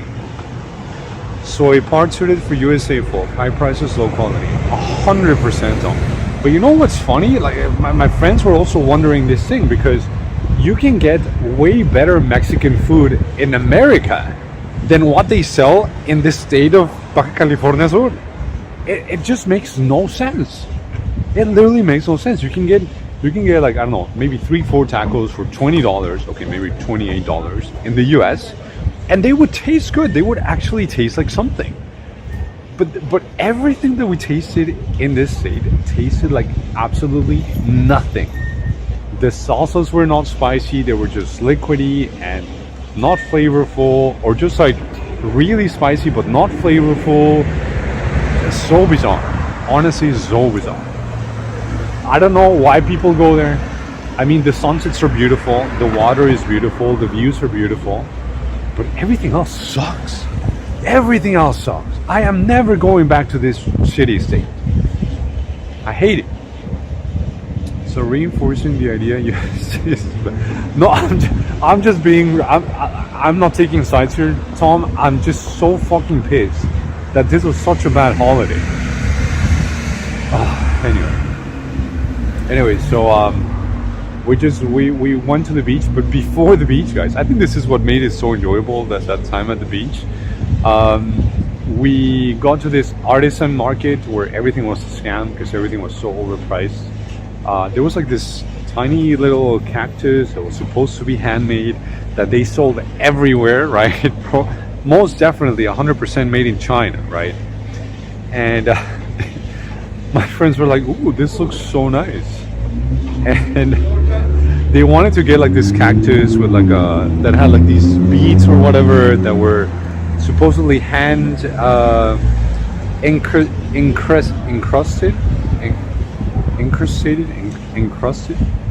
like hand placed, you know, like handmade meticulously to make it look so nice, right? So what was the price that he said? I think the guy said $150. I think if I went on Temu right now, I could find it for like, I don't know, maybe $5. Maybe $5. Let me check right now. I'm gonna go on Temu right now. Temu, AliExpress.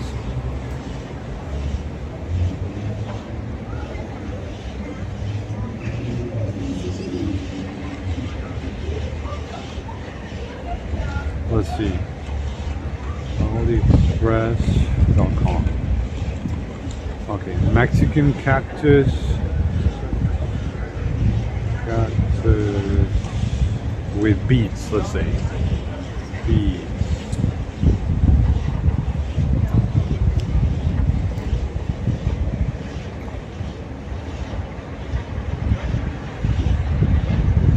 Okay, no, this didn't work. Maybe it's just Mexican cactus. Let's see.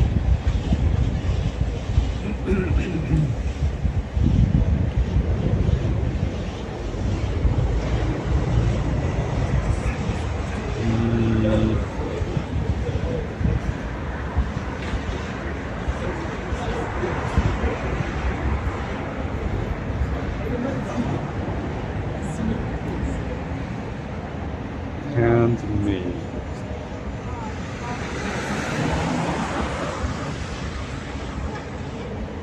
Please, please, please, I want to find it. It's gonna be so funny if I find it here.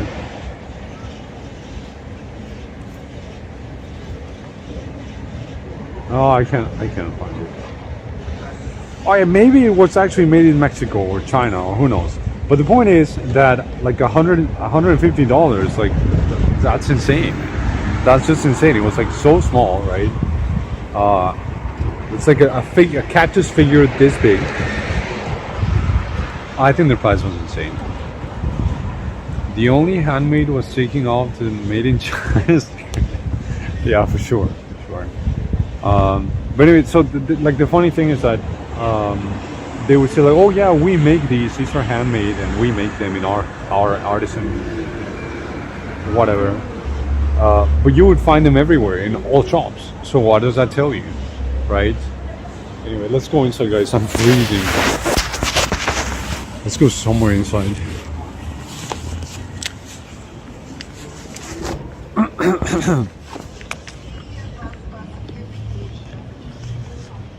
The only handmade was checking out.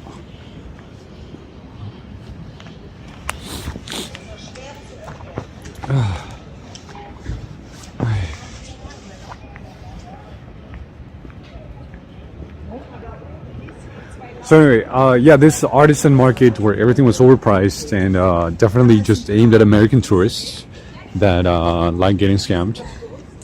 And you know, nothing wrong, I guess, because you can find these kind of markets in Korea, in Japan, in I don't know if Germany, because there aren't really like artisan markets, unless it's like a special occasion or special festival or something like that.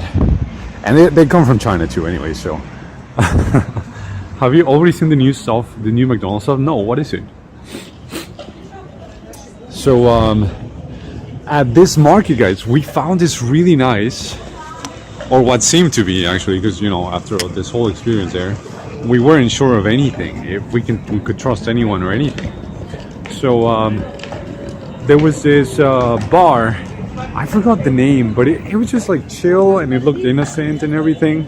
And exactly when we were walking past, they had a happy hour going on. It had just started like 1 minute ago.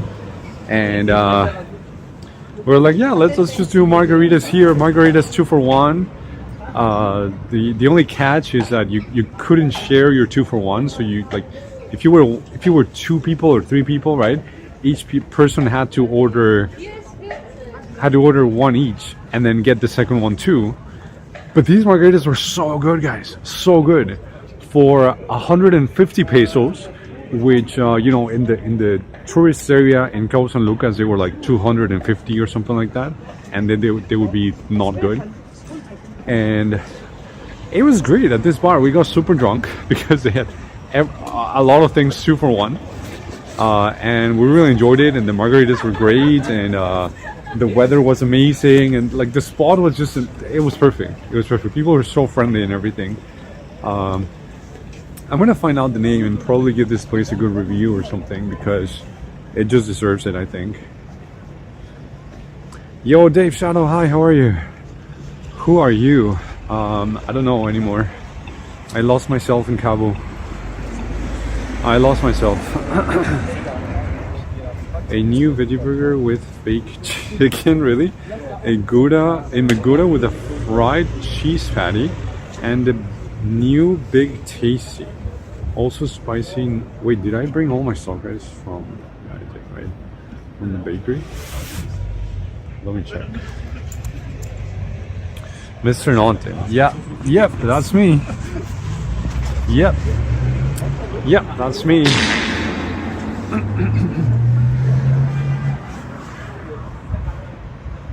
Oh yeah, I do have everything. Okay, good.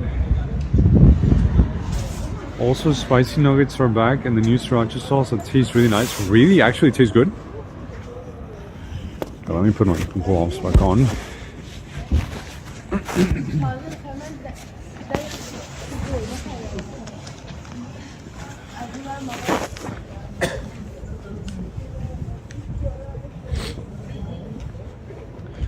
Yeah, I forgot where I was, guys. I got lost.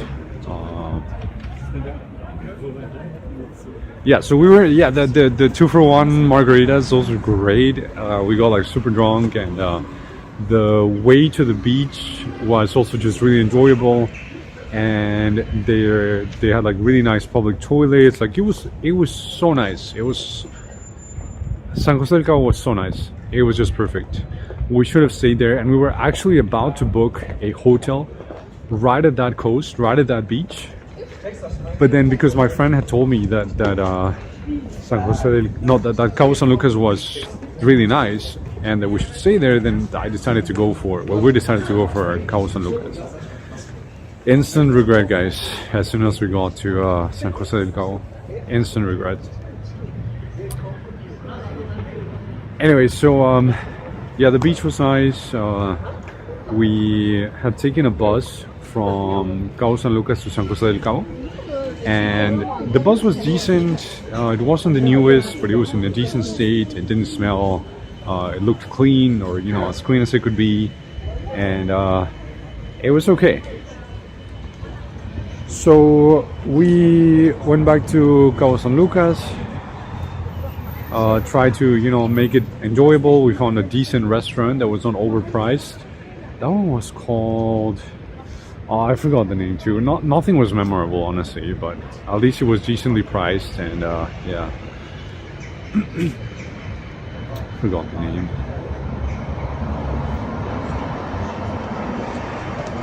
Yeah, I don't remember. Yeah, it was just so unmemorable. It's like sriracha mayo. I had it and I really liked it, even though I am not a sriracha guy. Well, I'm currently boycotting all American brands, except the stuff that I need, So I don't think I'm going to McDonald's anytime soon. I'm gonna delete my app, my McDonald's app.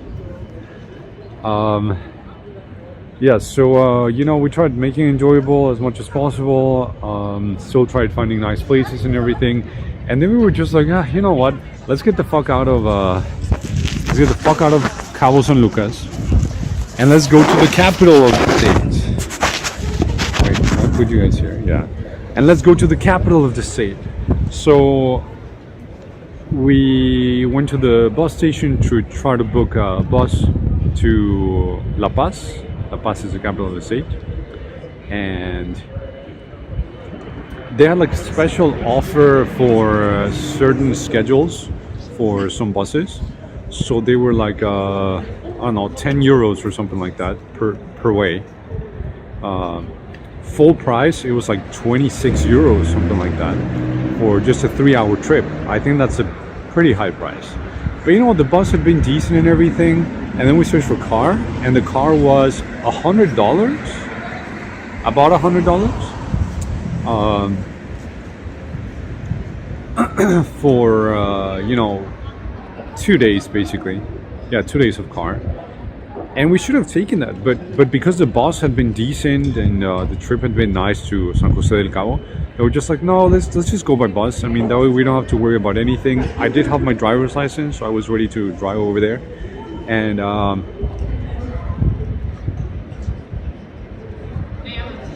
guys, we should have taken the car. We should have taken the car. If you ever go to this area, do not travel by buses, guys. Do not travel by buses. Oh man. Except if it's a short trip, like from Cabo San Lucas to San Jose del Cabo. That was like 45 minutes, so it wasn't bad. So guys, we didn't book the car. We went to the bus station the next morning. We didn't pre-book the bus because the buses were basically empty. But then when we got to the bus station, the special priced schedule was sold out.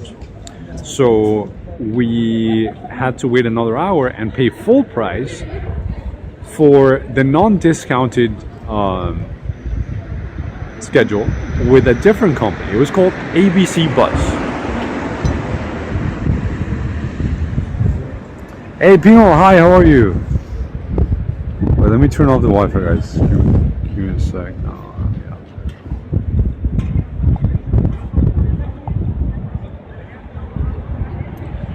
And they had this picture on at the door of the different buses of the different companies that you could buy tickets from, and basically they made it seem as like there was, I forgot the name of the first one, but that one was like the cheap one, right? And then the second one was Autobuses Águila, Eagle Bus. You can just call it Eagle Bus. And that's the one we had taken to San Jose del Cabo from Cabo San Lucas, and it was good. It was fine. There was nothing wrong with it. And then there was ABC Bus, guys. Well, let me tell you about ABC Bus. That was supposedly, I mean, according to the image, right, and according to pictures online and everything, that was the first class executive bus, most expensive one. So it would justify the price of, and it was the most expensive bus, literally the most expensive bus of this route. So we're like, okay, well, paying a little extra for executive first class bus is not that bad. So we did it. We booked ABC Bus. We booked ABC Bus, and guys, you don't know how much I regret this. ABC Bus, if you're watching this, fuck you, ABC Bus. You fucking suck. You fucking scammers. Guys, we got on the bus. It looked very nice from the outside. It looked very new. It looked like it was going to be a nice 3.5 hour trip. Chad, the bus smelled like shit. The bus literally smelled like poop and piss. The seats were disgusting. And we all got in and we were like, damn, this really fucking sucks. What the fuck are we doing? This is 26 euros per way per person? It smelled like poopy and pee-pee, guys. For 3 hours. For 3 hours, okay? But by the time we were like, maybe we should just get off and rent a car or just not go, because how are we going to bear this for 3.5 hours? Well, we just blocked our minds and we were like, okay, let's just go, because I mean, we're in a shitty city where we don't like anything, where everything is overpriced. We're already on the bus. We already gave away our luggages. So let's just go to La Paz. Let's just do it. We were too committed, guys. Too committed. Guys, for 3 hours, the bus was smelling like pee-pee and poo-poo. So bad. So bad. And then we go to La Paz, and we went to this bus depot for some reason, where the bus was loading gas while it was on. It was this just like dirt landlord with a lot of buses that seemed abandoned and whatnot. And it turns out they also unloaded whatever was smelling.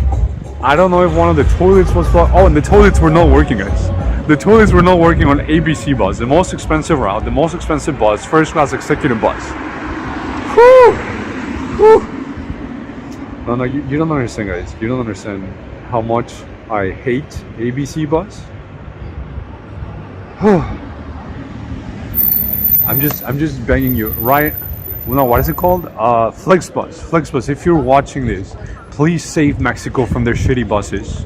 Please save Mexico from their shitty buses. We need you, Flixbus. Please buy all the shitty Mexican bus companies, even though you're a shitty company too, kind of. At least your buses are decent. But please save Mexico. Please, Flixbus, save Mexico from the shitty Mexican buses. Please. Especially ABC buses, okay? Especially. And guys, we they unloaded whatever was making the bus stinky, and then there was no smell. There was no smell, no poopy smell, no bad smell, no nothing. It was just gone. So they could have done this at any other station, or solved it before the 3.5-hour trip. But no, they made us ride 3 hours with shitty and poopy smell, poopy and pee-pee smell. Oh, guys, it hurts my brain. It hurts my brain. It really does. And keep in mind, I'm sick, I'm coughing, I have a headache, I'm sneezing, my eyes are crying, everything sucks. It smells like pee-pee and poo-poo. My face is melting from the embarrassment of having taken my friends to this shitty part of Mexico. Okay. Anyway, we survived. That's all that matters. It's fine. No, it's not fine, but we survived. That's all that matters, okay? Guys, did the chat disconnect or something, or are you guys just sleeping? You're enjoying the story, right? I think that's what it is. Oh my. Okay. So, we go to La Paz. La Paz is beautiful, chat. La Paz is so nice. La Paz is... I literally want to move to La Paz. What are we supposed to say? Just say like, bro, we feel you. We feel you. It sounds like a really shitty trip, and you have all of our emotional support. Here's $5. Donate to my Rumble crypto wallet. No, guys, you don't understand it. Okay. Anyway, so La Paz is beautiful, guys. La Paz is so beautiful. If you're gonna go to Baja California Sur, don't go to Cabo San Lucas. Go to San Jose del Cabo and La Paz. La Paz is such a bizarrely nice Mexican city. Fair warning though, fair warning. The food is shit. You're not gonna find decent Mexican food in La Paz. Like I said, for some reason, this whole state of Baja California Sur has some mental defect that allows them to not cook correctly, to not know how to cook Mexican food. Anyway. Visit La Paz, guys. La Paz is so nice. La Paz is so nice. Except for a couple things. Let's go into details, okay? Let's go into details. Further details. Because it can't all be that good, right? I'm the most unluckiest traveler that there is alive, right? With shitty and poopy buses and scams and all sorts of things. But it's so bizarrely nice. The normal Mexico, let's say. The normal Mexico is just loud, and businesses are playing loud music, and people are honking, and people are noisy and like expressive and everything. Guys, La Paz means the peace. La Paz is so peaceful, so quiet. Nobody honks. Nobody is trying to scam you. Well, except for some people. We'll get to that part, okay? Mostly nobody is trying to scam you.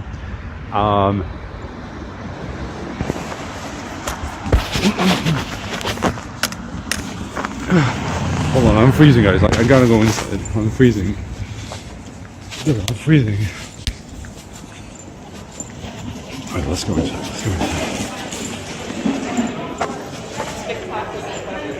Oh, guys, I want to show you something, and then we'll continue with the story, okay? But I want to show you something. What time is it? So I was here on, I think Saturday, and I found this decoration. Okay, they close in half an hour. I found this decoration that I'm thinking of getting. Hi.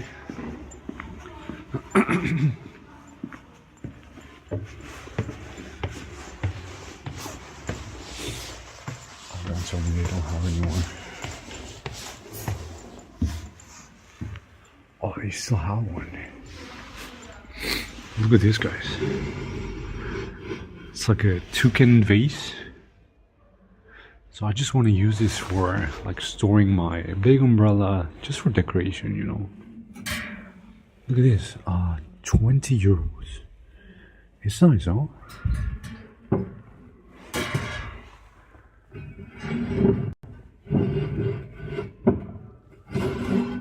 Looks like a toucan bird.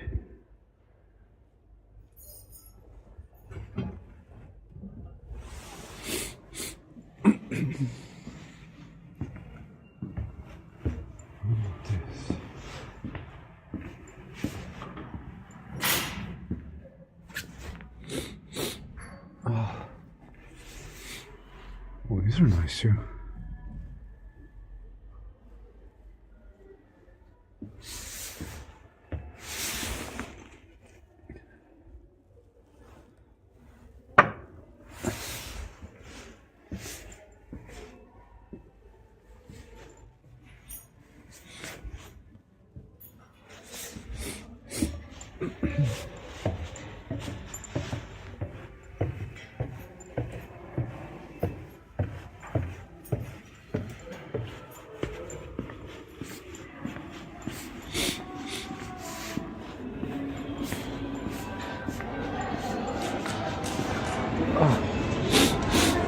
Oh, my nose is dripping. Guys, are we still okay? We seem to be effing a little bit here. Let me know if we're okay.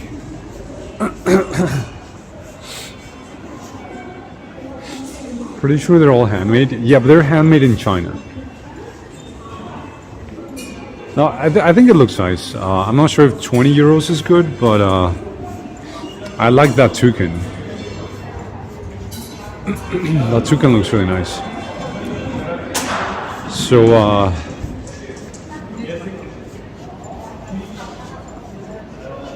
look, perfect. I can just sit there. So, yeah, La Paz is really nice, guys. One of the most beautiful and calm and respectful and chill Mexican cities that I've ever been to in my life. So, 100% recommend it. Unfortunately, you have to go through the shitty area of San Jose del Cabo to get there. Oh, I can't sit here. This is really strange.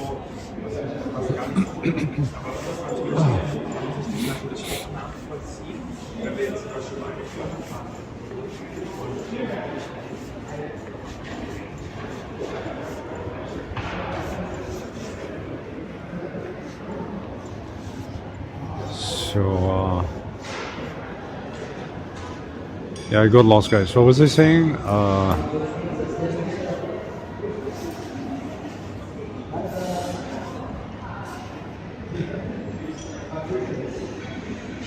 Yeah, I got lost. Yeah, La Paz. La Paz is great, guys. La Paz is great. Go to La Paz. I love La Paz. I want to live in La Paz, except for the Mexican food. I told my mom, we should move to La Paz, open a real Mexican restaurant. Open a Mexican restaurant in Mexico. Oh, that would be so funny. And then we would be very successful, or not. Maybe people from this state just don't like real Mexican food or something. I don't understand, guys. I really don't understand. But La Paz is so nice. It has such a nice waterfront area. Everything is like small and walkable and nice and modern and everything. It's so beautiful. The bay is so beautiful. Go search for La Paz on maps so you can see what I'm talking about. How it's designed and everything. It's so nice, guys. It's so beautiful. It's kind of like Korea, actually, except the food is bad. That's how La Paz is, or at least a nice part of Korea that I know. You know. Damn, no way. So I'm seeing this restaurant worker carrying this huge container filled with food that it's probably just going to the trash. That's so crazy, guys. That's so crazy. I am sure La Paz and Korea are really, well, not the same because the food is bad in La Paz. So yeah. Alright, let's go upstairs, guys.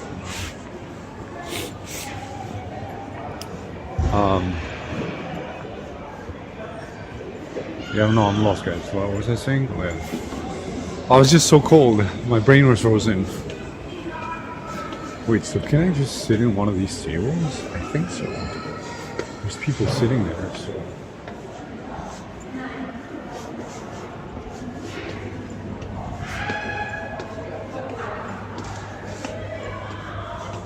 Do they have Mexican Korean sushi in La Paz? Dude, there's so many. It's so crazy. So in all of Baja California state, I mean the cities that we went to, the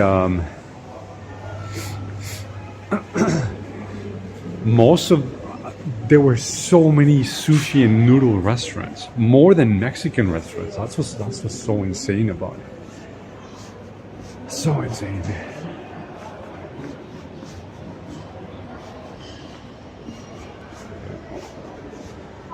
You know what? I'll just sit here. Whatever.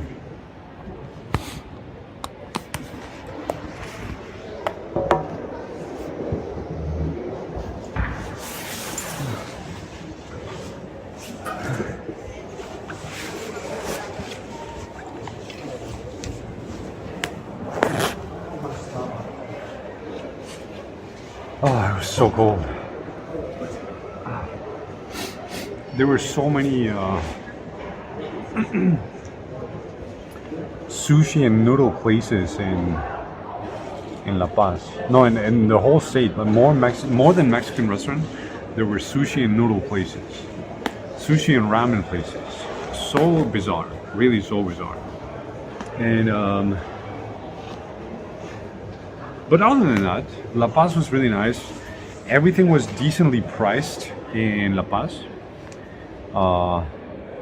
And truly one of my favorite Mexican cities in all of Mexico. It's really weird how nice it is, because there's no other city in Mexico like this. There just isn't. There just isn't. Even people, drivers, which this is really uncommon in Mexico, guys. Drivers stop at every crossing so that you, as a pedestrian, can cross. But you don't understand, guys. You don't understand. Like, you're getting close to the crossing, and drivers are already stopping and telling you to cross. That they will wait for you, otherwise they will not go. I don't know if there's a law or if there's a rule or something, but you don't understand how bizarre this is from Mexico, guys. This doesn't happen elsewhere in Mexico. Elsewhere. It's so weird. It's really so weird. And it feels really nice. It feels really nice. I guess it's similar in a lot of parts of Europe, but I had never lived it to this level, especially in Mexico. Cancun, no. No, Cancun doesn't compare to La Paz at all. It just doesn't.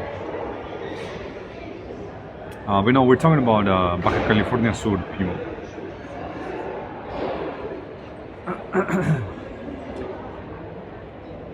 Yeah, just really nice, guys, really nice. And first we stayed at this hotel called One. It's not Motel One, but it's kind of like a Mexican Ibis. You guys know Ibis? Ibis is like very basic kind of hotel, but they had breakfast included and everything, and they had a rooftop pool, which was really nice. But the hotel itself, it just felt really cheap, even though it wasn't really that cheap. So for the next 2 nights, we moved to this old mansion in the middle of La Paz, which was turned into a hotel. It was so crazy interesting, guys. So crazy. I wanted to stream from there, but you know, we wanted to make the best out of the trip, and yeah, it was difficult. But this was so nice. And we were like, wow, we finally found a nice place in Baja California Sur, in La Paz, right? Guys, there were a lot of complaints online about this mansion hotel. And one of them was that there was an establishment next to it that was very loud, that would play loud music. So before booking there, because it seemed so interesting, the price was really good, we looked at which rooms the people who were complaining about the noise had booked, and we were like, okay, let's not book these rooms, let's book rooms that are on the other side of the hotel, so that they're not next to the loud establishment, right? We didn't know what it was next door. But anyway, so we tried our best to book a quiet room. And in my room specifically, guys, there were these pictures of marine life and underwater life or scenes, underwater pictures on one wall. And I was like, oh, that looks like nice decoration, because it was like a very artsy kind of hotel. And it didn't seem anything weird, just like art that they put for decoration, and that's it. And then I came back, guys, at night, and you could hear the sound of water on the other side of that wall. And I was like, that's really bizarre. That's really strange. So, and then you also could hear very loud music. So, the images did help you just like imagine you were like underwater or in the ocean or something because of the water noise, right? But I wanted to investigate. So I went next door and I entered the establishment, which was a fancy, expensive restaurant. It turns out that the wall that had the water noise in my room with the water pictures and art had a fountain directly in front of it. So the water noise and the pump noise would filter through my wall. And that's why the hotel put up the water art, so that you would not be so bothered, right? And just imagine you were underwater.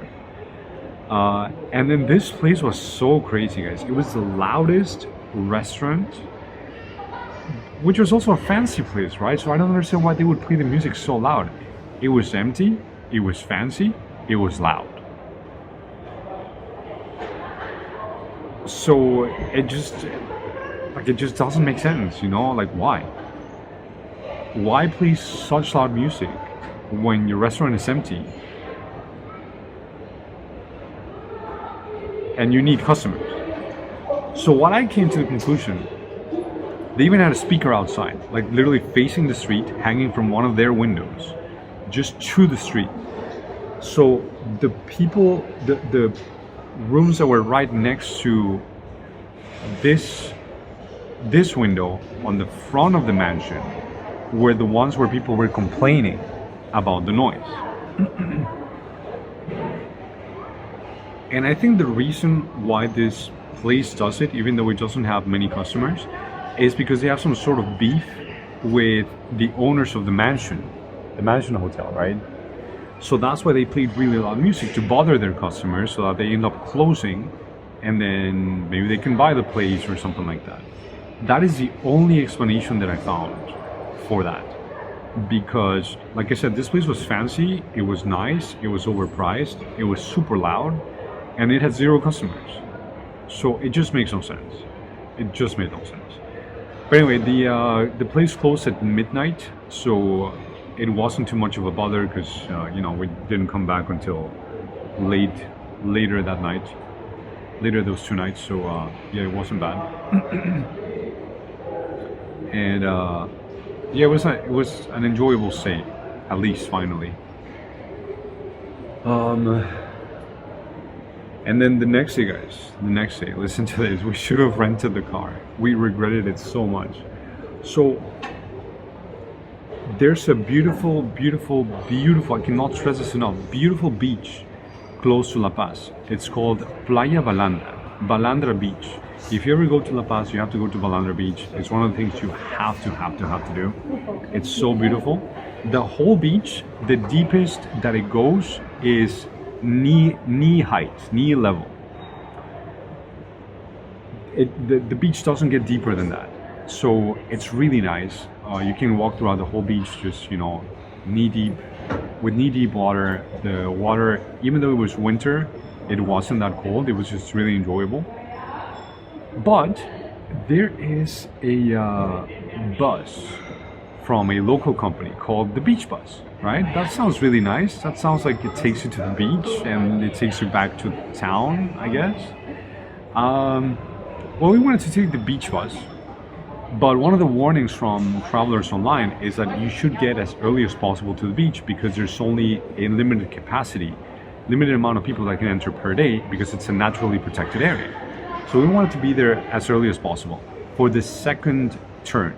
So you can enter the beach at 8 a.m. and at 1 p.m. So we wanted to be there for 1 p.m. and then maybe spend a few hours depending on the sun, the weather, you know, all the factors of just staying there. There's only dry toilets. There's no food or drinks that you can buy, and you are not allowed to leave any trash. You're not allowed to damage anything. You know, common sense for a naturally protected area, right? So we were at the bus station waiting for the beach bus, and we got to the bus station, and of course I asked, because I'm the one that spoke Spanish, right? I was like, hi, so we want to take the beach bus. And they were like, oh, so at the main booths where you buy the bus tickets for literally every bus that goes to the station. I was like, hi, so we'd like to buy tickets for the bus. This is not where you buy tickets for the bus. The lady was so fucking rude. And I was like, okay, where do we buy the tickets for the bus then, if not at the ticket booths, right? And she was like, it's over there at the end of the station to the left. And I was like, okay, when is the next one? She wanted to kill me, guys. She was ready to rip my head off, really. Such a rude person. Such a rude person, really. It was crazy. Well, we went to the end of the station to the left to ask for the beach bus, and they were like, oh, we don't know anything about the beach bus because this is not part of the station. This is not the same company that runs the beach bus as the one that runs the bus station. So you're gonna have to wait for the bus and ask for information directly from the bus driver. We were like, huh, and this is a tourist thing? This is a legit kind of thing? So I started asking some travelers there, and I asked them like, hey, have you been to this beach and have you taken this bus? And they were like, oh yeah, you know, you can just take it from here, but sometimes it takes a little bit longer. Even though they said that the next bus leaves at 12, it might leave a little bit later. And of course we wanted to get there before 1 p.m. so that we had guaranteed entry to the beach with limited capacity, right? So it was already 12:10 and the driver was nowhere to be seen. So we were like, yeah, maybe it's better to just get an Uber, right? Which is 200 pesos. The bus would have been 80 pesos per person, so, you know, but we wanted to like have the bus experience, right? Because that's supposedly what it's organized for, right? The tourists. So we took the Uber and we were like, okay, well, these are you could see the schedules for the bus, and even at the bus station, at the ticket booth, it said every 45 minutes back and forth. So there's a bus every 45 minutes that you can take to either get there or come back from Balandra Beach. Guys, we got to Balandra Beach. Well, no, we got on the Uber, and there's a scam at this beach where locals tell people that they need a special bracelet. Otherwise, they will not be allowed to enter the beach. So if you want to secure yourself a place to enter the beach, then you have to buy one of the bracelets from them. And it's literally just, you know, one of those bright bracelets that have like a sticky part and you just put it on and it's a bracelet, right? And I had read a lot about this because I wanted my friends and I to have a good experience. And I was so tired, guys, because I was sick. My face was melting from all the embarrassment from this state. The scams, the food, the experience, the shitty bus, right? All the things combined, right? All the things combined. And the first Uber driver we tried to get actually canceled. Was messaging us through the app and saying like, hey, I would take you there, but not for the price that Uber says, but for an independent price of 300 pesos. And not the price that Uber says because, well, that's just how it works here. And I was like, dude, just cancel. Just like literally just cancel. We're not going to go with you. And then he was like, oh, well, good luck because no one's going to take you, right? Then the second driver we inquired, he didn't say anything and just picked us up. We all got in the car. And then I was like, I was so relieved because I was like, wow, we're on the way already, right? The bus hasn't even left the station yet. The driver isn't there, so we're gonna get there at a good time and everything, and everything is fine. I just felt relieved that we were just on the way.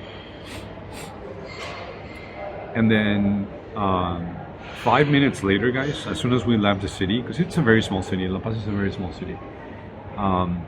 The driver starts telling us like, "Oh, do you guys know that you cannot enter the beach unless you have one of the bracelets, right?" And I was like, "No, that's not true." And he was like, "Yes, you need a bracelet, otherwise you cannot enter the beach. You won't be allowed into the beach." And I almost exploded, guys. I almost exploded, but I was like, "No, just keep calm, whatever. Just like, the trip has been so shitty so far, so it literally doesn't matter." And he just kept insisting that we buy the bracelets from him. And I said, "Dude, we've already been at the beach. We don't need the fucking bracelets." And he was like, "Oh, you've already been. Okay. Yeah, no problem." So he just shut off for the rest of the way. But I was so done, guys. I was so done because like there was no way that this trip could have gotten shittier, There was no way it could have gone shittier. So anyway, we get to the beach. The driver.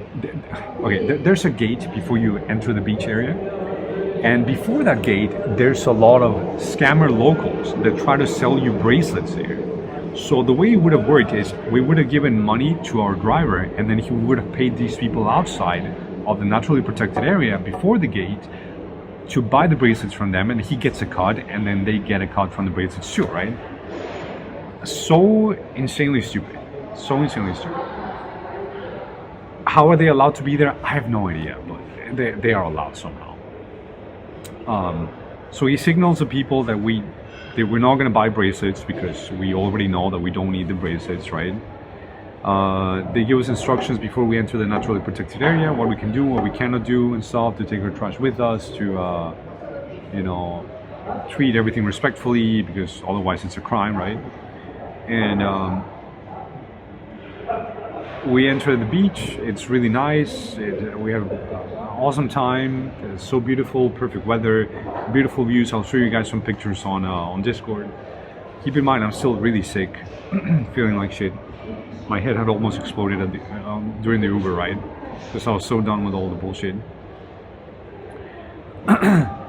And then we want to leave, right? And they tell us when we arrived, even the people who work at the naturally protected area, they told us every 45 minutes you can take the bus at this location, right?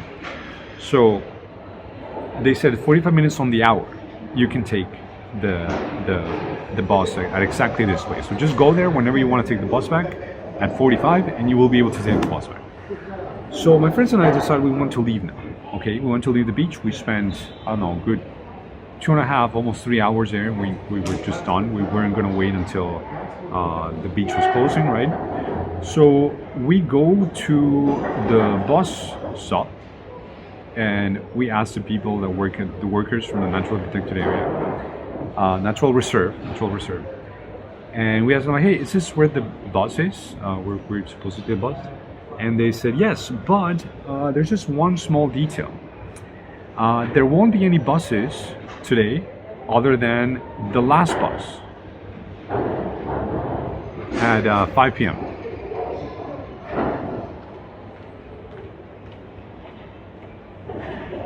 We didn't want to wait another 2 hours, guys. We just didn't want to wait another 2 hours. We just wanted to leave. And we were like, what do you mean? There's supposed to be a bus at 45 on the hour every hour. And they said, oh yes, but except today, not today, because the drivers just decided to not follow that schedule anymore. And we're like, oh great, so how the fuck do we get back? And they said, oh well, you're just stuck here until 5 p.m.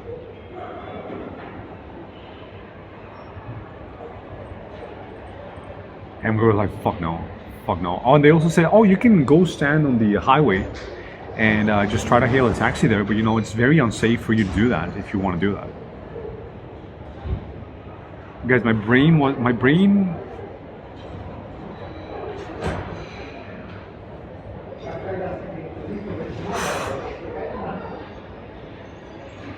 And I was like, fuck no. Fuck no, we're not waiting. We're not waiting until 5 p.m.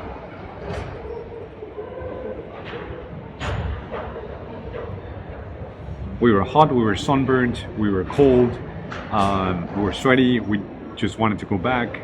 There were only dry toilets, so it wasn't the best toilet situation at the natural reserve. We were thirsty, they didn't sell any water there, no food, no nothing. So I was like, you know what, fuck this. I'm gonna try to hail a ride from someone that has an empty car. And I tried so many cars, guys. I tried for almost an hour. I think it must have been like 45 minutes that I tried hailing a ride from the people who were leaving the natural reserve to go to La Paz. So I would stop every single car that was driving by.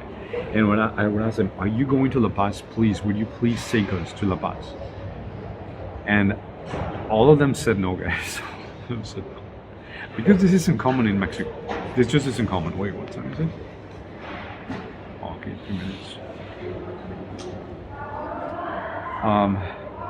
It just isn't common to hail a ride in Mexico. It wouldn't generally be unsafe, but it's just not common, you know? It's just not common. So, even though most of the people were tourists that were at the natural reserve or the beach, they just didn't want to take us. And then I found this couple that had a big van for some reason, and they were about to leave, like about to take off, guys. But this wasn't on the road, this was at the parking lot inside the natural reserve. And I stopped them. And I said, hey guys, are you by any chance going to La Paz? Because you know, we're waiting for the bus, and they said that there was a bus every 1 hour at 45, and then they decided to just cancel all the bus schedule for the rest of the day.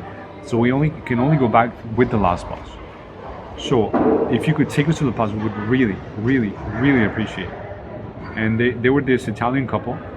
I forgot their name. It was probably something like, oh yeah, it was Mauro or something like that. Mauro and I forgot her name. Celia or something with C, I think. So yeah, they said yes, guys. They said yes. They said yes. They said yes. Keep in mind, I was very sick, and I didn't want to seem like so sick during the ride. And then in the middle of the way back, I started having a cough attack that just wouldn't stop. It was so bad, and I was so embarrassed. But I just took a chewing gum, and then it just went away. But yeah, they were very nice and friendly, and they just took us, and we were able to just go back and not wait for the last bus, because that was so bad. Mention 4 things Brig has spoken about in the last 2 minutes.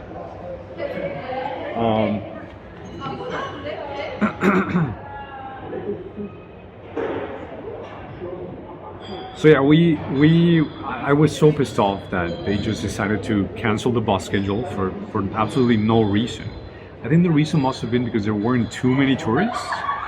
But then just say it, like literally just say it, and don't just leave people abandoned. Like, that's such a Mexico thing, you know, to just cancel everything and not tell anyone, and then just fuck you, and that's it.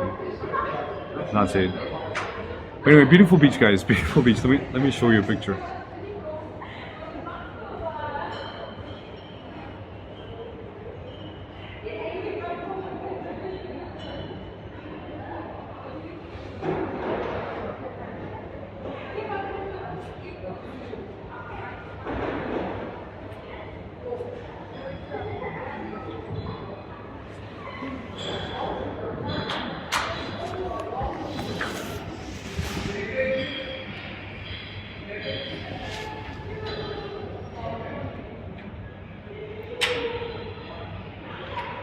Haven't posted this, but that's the beach. Look, everyone is just knee deep in the water, and it's all surrounded by mountains. It's so beautiful.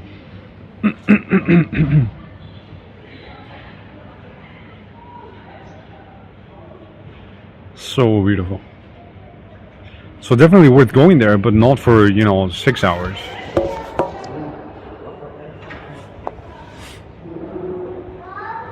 And then this was the view from the very top.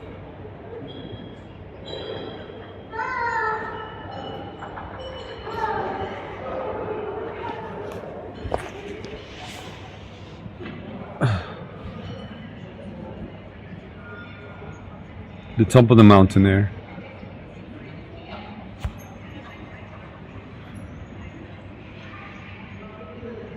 So insanely nice.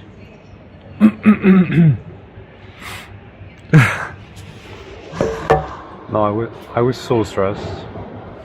I was so stressed. I was so embarrassed. I was just done. You know, I was just done.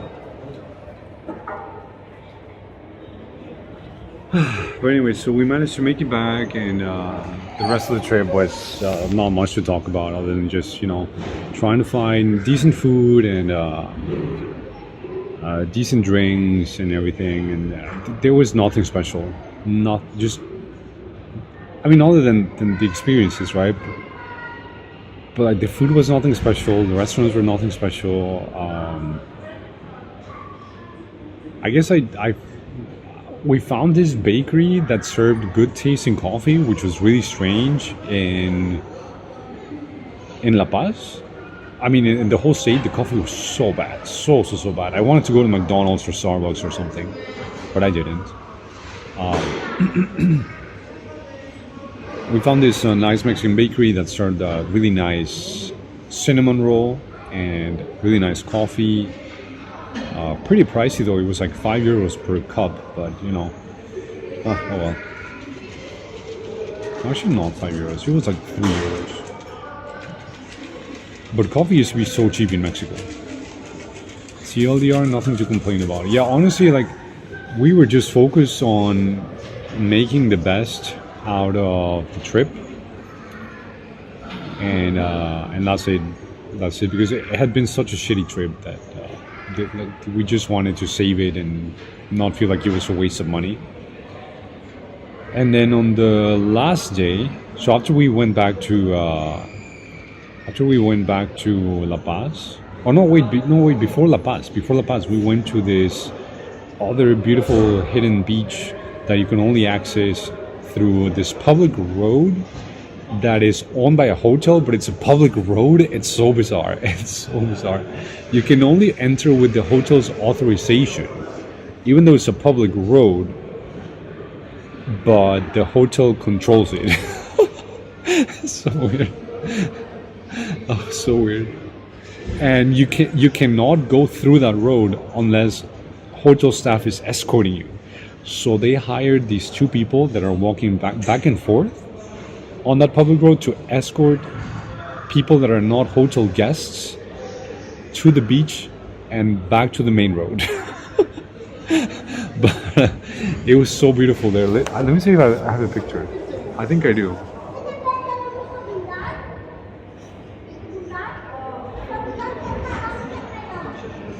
No, I don't have any picture. I have a picture of a torta. Yeah, I had this torta de pierna, pork chop torta special, actually. So if you order a torta special, it has egg and cheese and lettuce on top, and I think avocado too. Yeah, that was okay. One of the best foods I had there, but definitely doesn't compare with northern Mexico. Carnitas. Torta de carnitas. I think that's how people know it.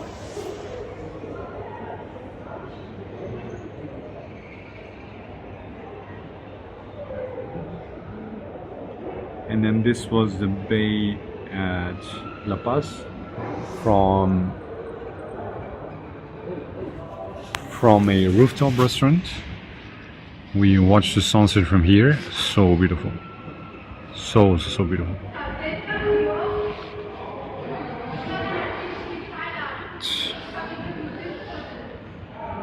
Yeah, that was really nice experience.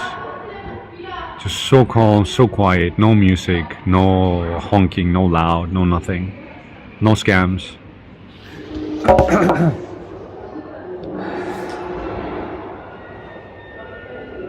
So yeah, the hidden beach was really awesome.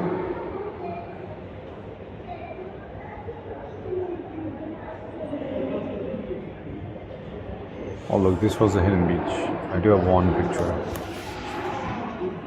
I was drinking watermelon water, but the thing about the beach in this part of Mexico, guys, is that you're not allowed to swim actually, because the ocean is so rough and the sand is so rough. It's not the Mexican classic Cancun sand that is like fine and soft and nice and sticks everywhere.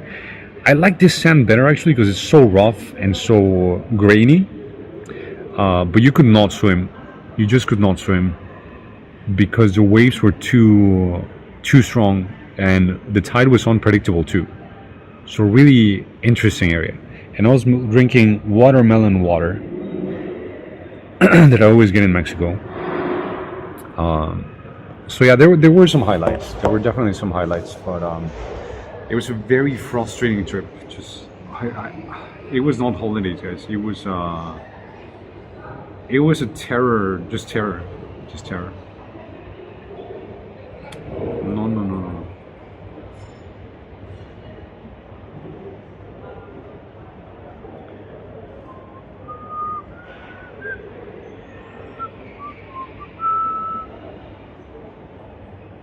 It was a horrible trip. Who am I kidding? It was horrible.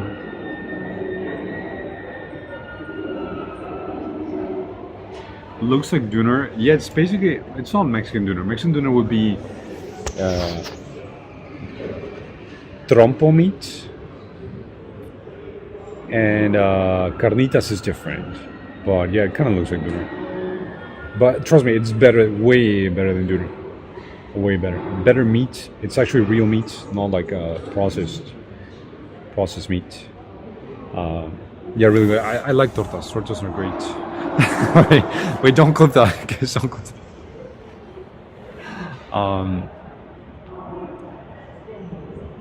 Yeah, and then the last night that I was there, something pretty bad happened. I don't know if I'll share it here, guys, but yeah, it was not nice. It was not nice, but well, the experience is over, and yeah. Oh well. Literally the last night, guys. It's so crazy. So crazy. As soon as we got off the bus, but oh well. What else? Oh, we were super worried, guys. Super worried that we weren't gonna make it to the flight back because there was so much traffic. The highway was, all the roads were completely blocked from so much traffic on the way back to the airport on the day we were leaving. And I had actually planned the pickup, the company to pick us up at 2 p.m.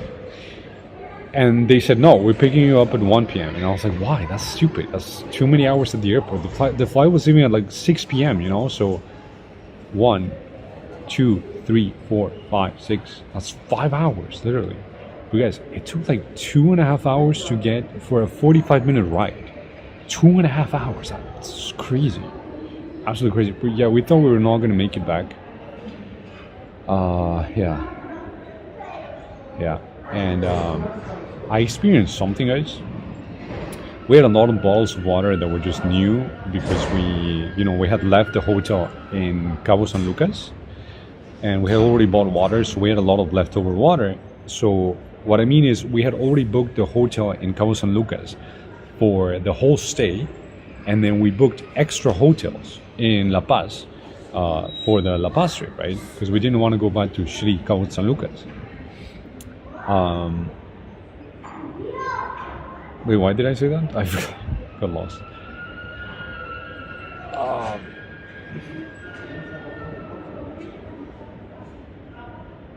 Got distracted. I think everyone is gone. It's all empty here. Why did I say that?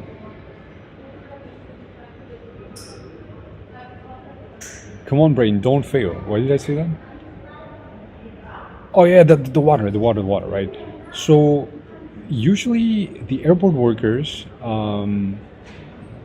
it's not a very well-paid job, right? And so if you can give them something that they can take, then they're always very appreciative, right? Even though they're not allowed to take stuff from people who are at the airport, right? For security reasons, I guess. So one of the methods that is used in Cancun airport is if you have something that you want to give away, you just leave it in the bathroom, and then the workers know that you left it there for them, right? But usually you would like kind of tell someone like, hey, I'm leaving this in the bathroom, in the toilet room, so that you can just take it. And they would be like, yeah, that's fine. And so we had all these leftover water bottles that were completely new and unopened, and so I spoke to some people that worked at the airport, like the cleaning staff and stuff, and I said, hey, I have all these water bottles, and they were like, so? And I was like, well, they're completely new, and like if you want them, I can just give them to you. And they were like, no, why would I want a water bottle? And I was like, well, I'm just offering it because they're like unopened and it's drinkable water, right? And this state literally has a problem with water, guys.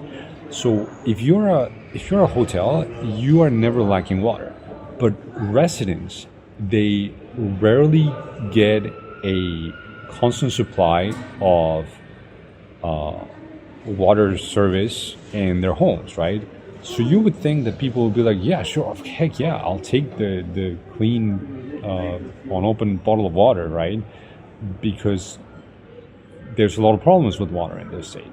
Well, everyone just rejected me, guys. So I was like, you know what, fuck this shit. I'll just drop it in the sink, and at least it goes back into the system, and that's it. I felt so bad for doing that, but oh well. Which would never happen in Cancun, honestly. Like in Cancun, every time I would want to just get rid of something because it was completely unopened or too much left of it, like sunscreen or something like that, the airport workers would always like, yes, but don't give it to me directly, just leave it in the toilets, like by the sinks, and then I'll just pick it up so that no one knows, right? Otherwise you get in trouble. But here in this city, they completely rejected me. I could not believe it. So it's a bizarre state for sure, really bizarre. So anyway, I was still very sick, guys. The flight back was also zero turbulence, very empty flight. So each one of my friends and I, we had 2 seats to ourselves. It didn't make the trip so much more comfortable, but at least it didn't feel like you were squeezed into just one tiny little place. So it was really nice, really nice. But let's go now. They're closing this. It was a really nice trip.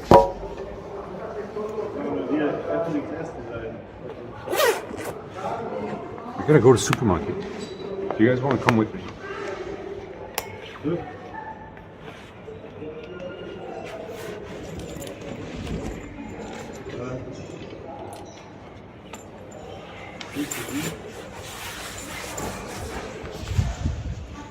Okay, and that's it, guys. That's it. I recently got on sick. I still feel a little bad because I'm still sneezing and coughing and stuff. So I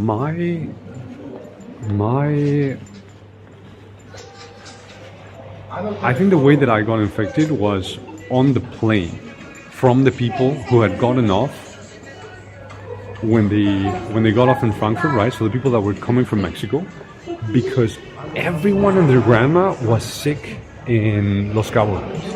Everyone was sick. It's so crazy. This place looks so bizarre, all empty like this.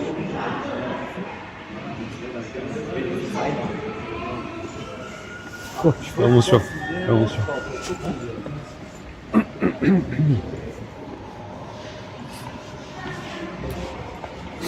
I think the only supermarket that is open at this time is going to be Rare. Yeah, let's go to Rare.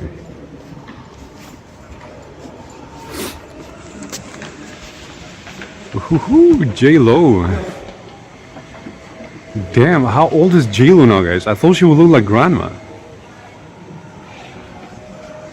But no, apparently not. Yeah, it should be this exit. Is this a cactus? Is this a cactus? I think it is, no? Look, I want one of these ones. I think it's called, at least in English, they call it fiddle leaf fig tree.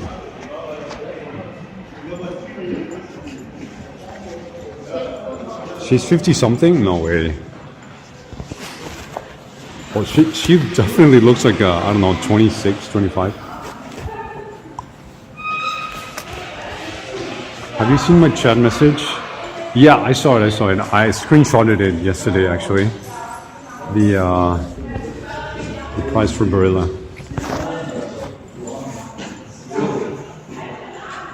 Bought 2 packs already. Yeah, that's what I want to buy. I think I'll just have pasta tonight because I don't want to cook.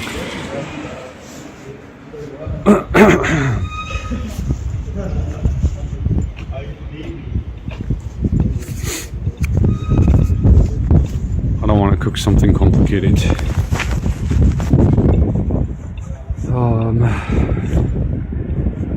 Yeah, Rebe is nice.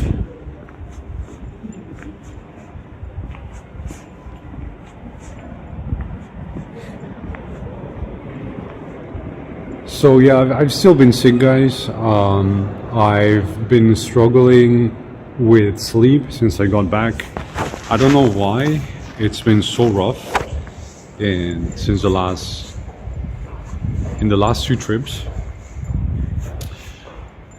Because I just haven't been able to sleep, well, guys. Like, look at my face. I just haven't been able to sleep since I came back. So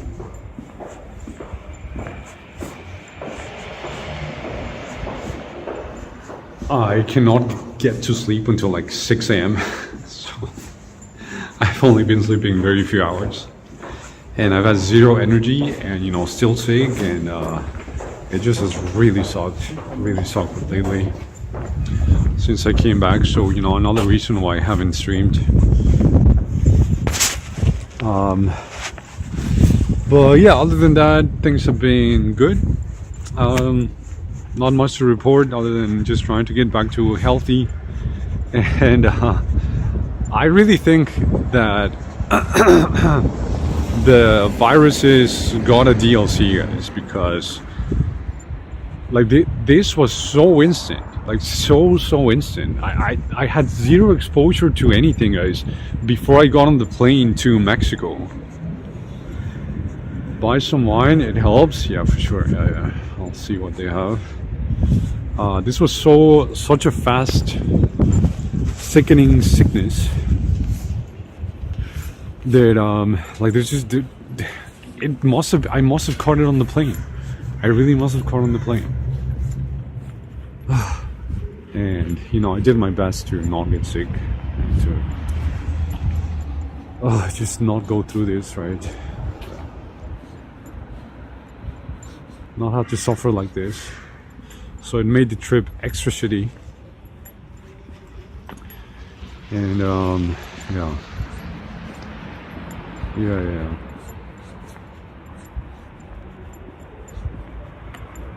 But hey, no depression, at least. No depression, even though I went through a lot of shit in this last trip. I got no depression, so that's good. Oh, I'm freezing.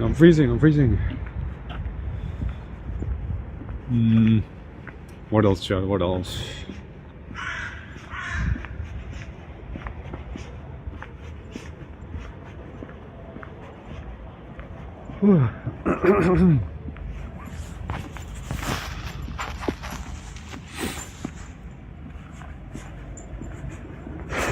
Funny.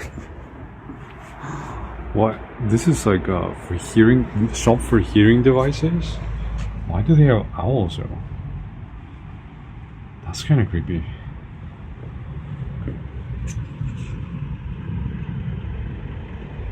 How can you be freezing? You're wearing a Russian military Arctic Forces jacket? Yeah, it's called being Mexican. Hi, I'm Mexican. I'm not made for cold, alright? I'm just not made for cold.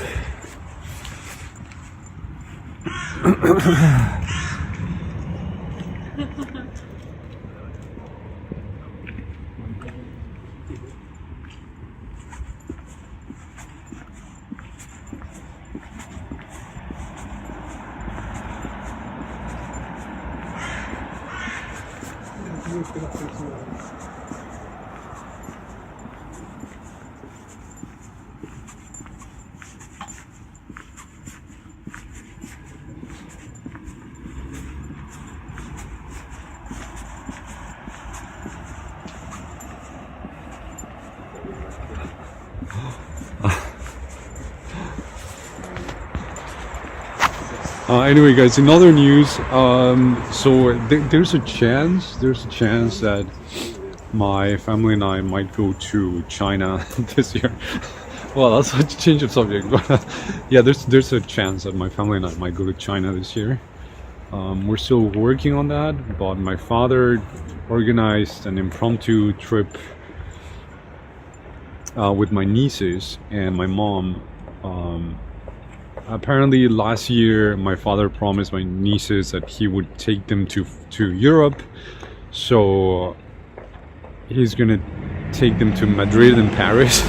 I think it's such a dumb trip, but you know, he should enjoy his nieces, and I don't have a say in that. So yeah, I think I'm also going to Madrid and Paris to, you know, spend time with my parents and my nieces. So that's gonna be nice. What else? I have no immediate travel plans until I get better and I'm not sick. And I haven't been up to much, I guess. Just working and trying to stay healthy, eating good, going to gym. Oh, I'm freezing.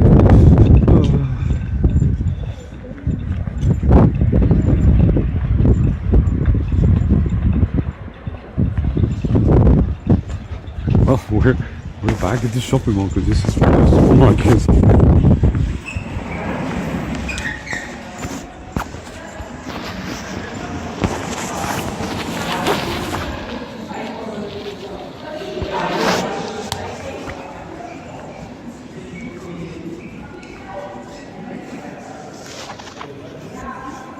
But I want to taste it. I want to taste the blurbs. I want to test the blurbs.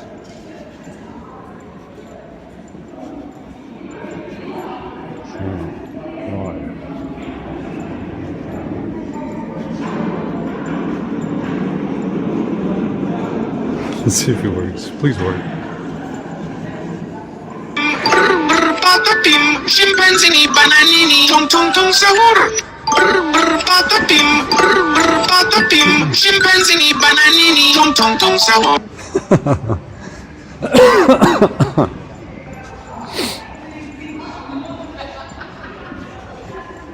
Well, let me take out my shopping bag.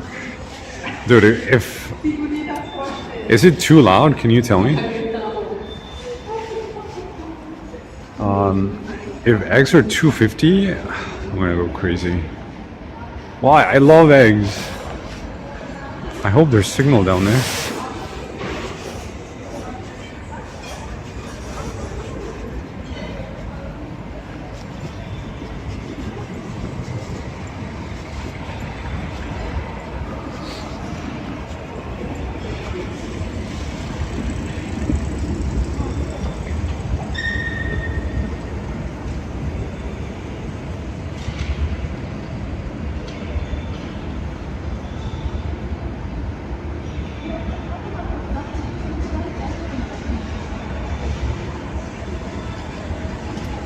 Sometimes I have a feeling you are a Zoomer. Why? Why do you see that? Well, that's bizarre. That's bizarre. Chimpanzini bananini. Oh, I could also just have salad. I think I'll have salad. I have garbanzo beans. I have pepper. Yeah, I'll just have salad, guys. It's easier than pasta, so I'll just buy this. We have this pasta. Wow, green pasta. That's interesting. Damn, we're getting boring, guys. What the hell? Who is this Nesna anyway?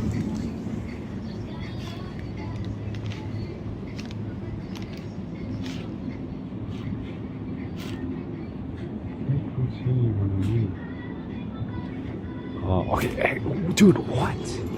Dude, look at this. This is the egg shelf. This is how it was last week. Wait, this is insane. This is insane. There's some egg shortage in Germany right now. This is wild. What the hell is going on, guys? What the hell is going on? There's no eggs. Why is the egg shelf empty? What am I gonna eat this week? And they did go up in price. They went up to $2.50. They went up to $2.50. That's crazy. But I don't believe this. I just don't believe it. Oh, that's wild. Okay. What is peepable? Alright, let me see. What was I gonna buy here? The pasta, right?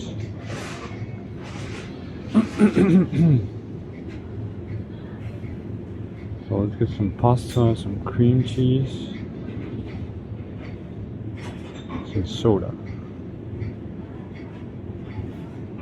No, maybe no cream cheese.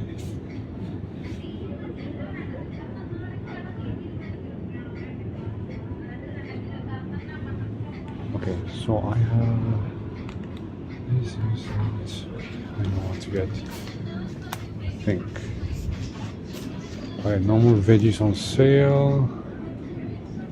Nothing for good price. Maybe tomato. Do they have tomato? For good price, not for exaggerated price. Yeah, $3.50 for tomato. No thanks.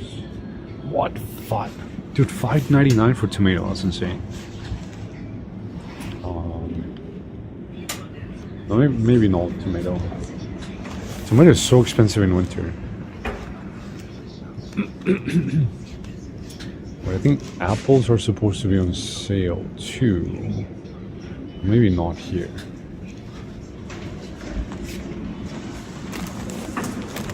Is it these? Let me see my screenshots. Oh yeah, here it is. Apple, 99 cents. Rote, what does it say? Rote taka. 1 kilo. I think it's these then. Yeah, it's these. I'll just add, instead of tomato, I will add apple to my salad. These are all good. Yeah, these are good.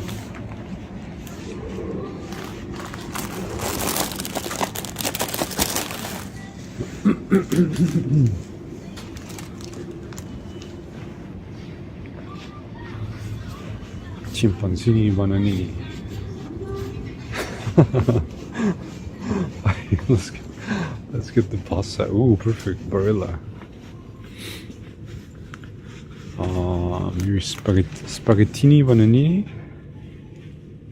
or fusilini panini. Penne rigate. I don't know why they named this pasta penne, because penne means stick.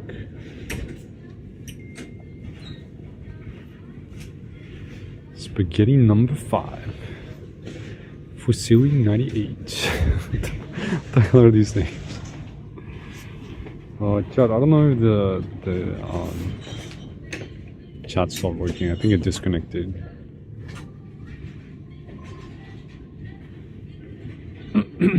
Anyway, I'll just take spaghetti, I guess. I'll just buy one today because then it will be too heavy. I have to walk all the way home.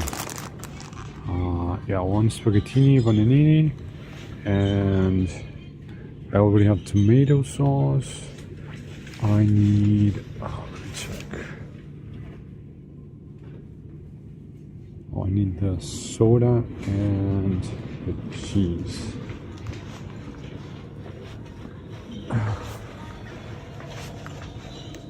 Should have named it Penner. Yeah, I agree. Alright, let's get some beetroots. They don't have the cheap ones, I'll just go for these. These are good though. This is pre-sliced in cubes, so it's nice. It's a little bit more expensive, but I don't have a lot of options at this time. Okay, I have garbanzo beans and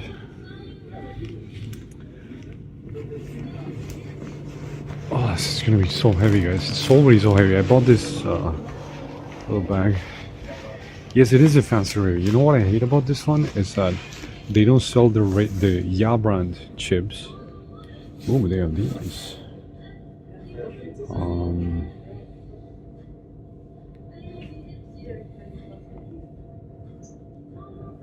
I really shouldn't, but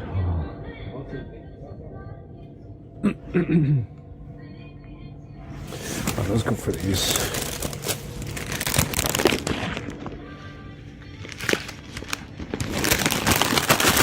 Okay, they don't sell, it's fine.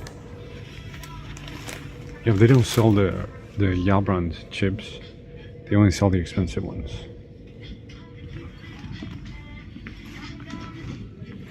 Okay, and then I don't need cheese, so I think I'll just get soda and that's it. Yeah.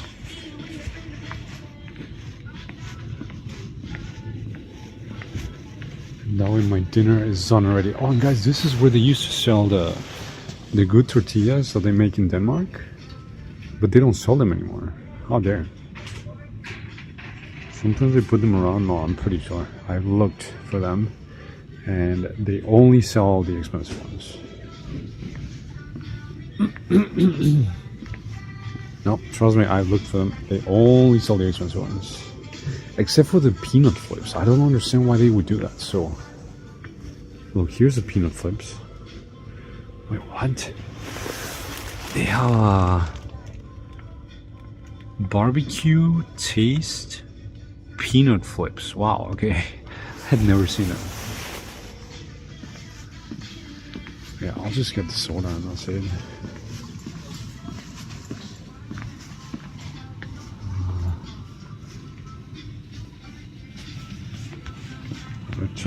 Guys, I'm not buying Pepsi or Coca-Cola. Okay, I'm gonna go for Africola or something else. Okay.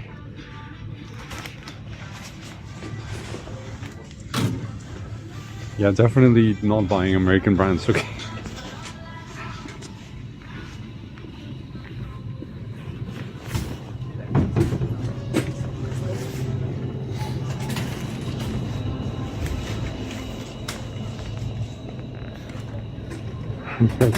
Yeah, that's why I'm getting Africola and not Pepsi or Coca-Cola. It's a European brand.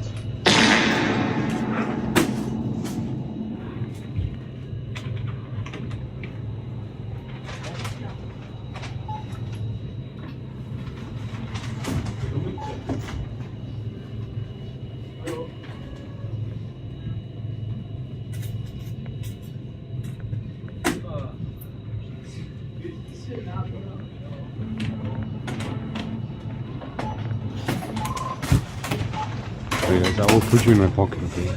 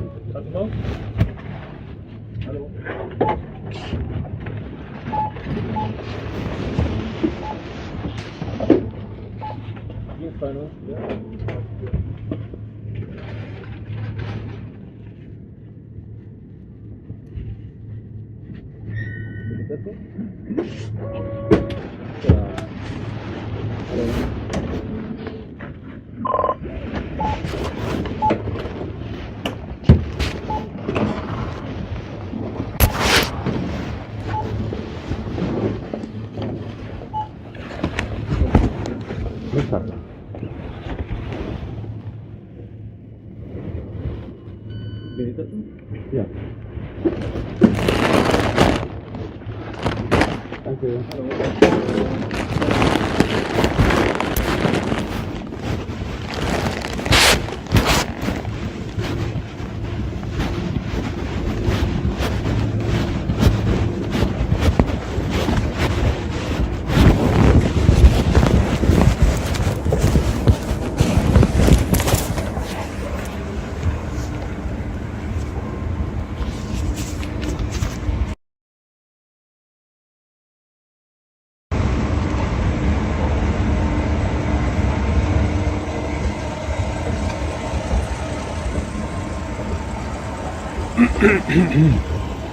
Yeah. Oh, this is so heavy, guys. So heavy. But hey, no American brands in here. Unless Barilla is American now, is it?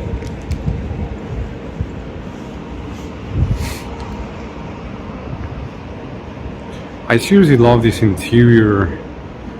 I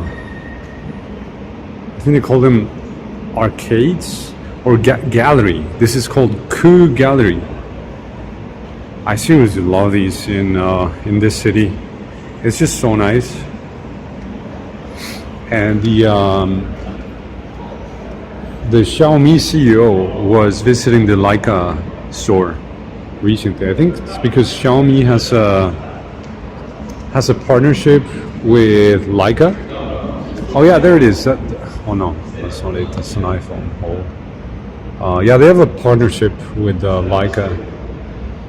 So I thought that they were going to open a Xiaomi store here in the city, but apparently there was already a Xiaomi store and it closed down. I think the location was pretty bad.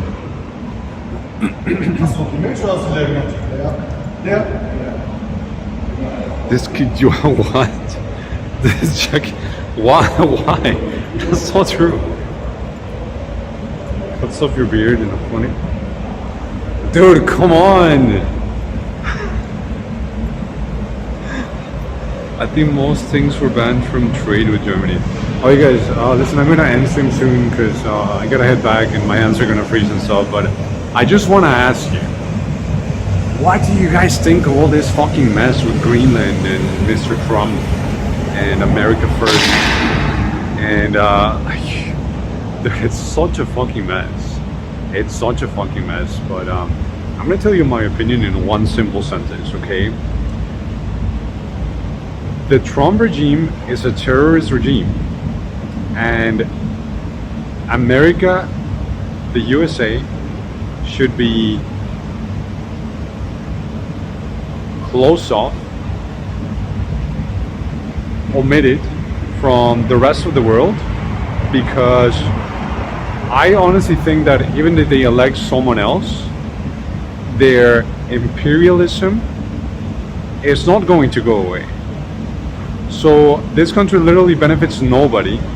We have to create new software, new services, new everything to be complete, so that the rest of the world is completely independent from American everything, because they have proven to be the most unreliable country in the history of the world.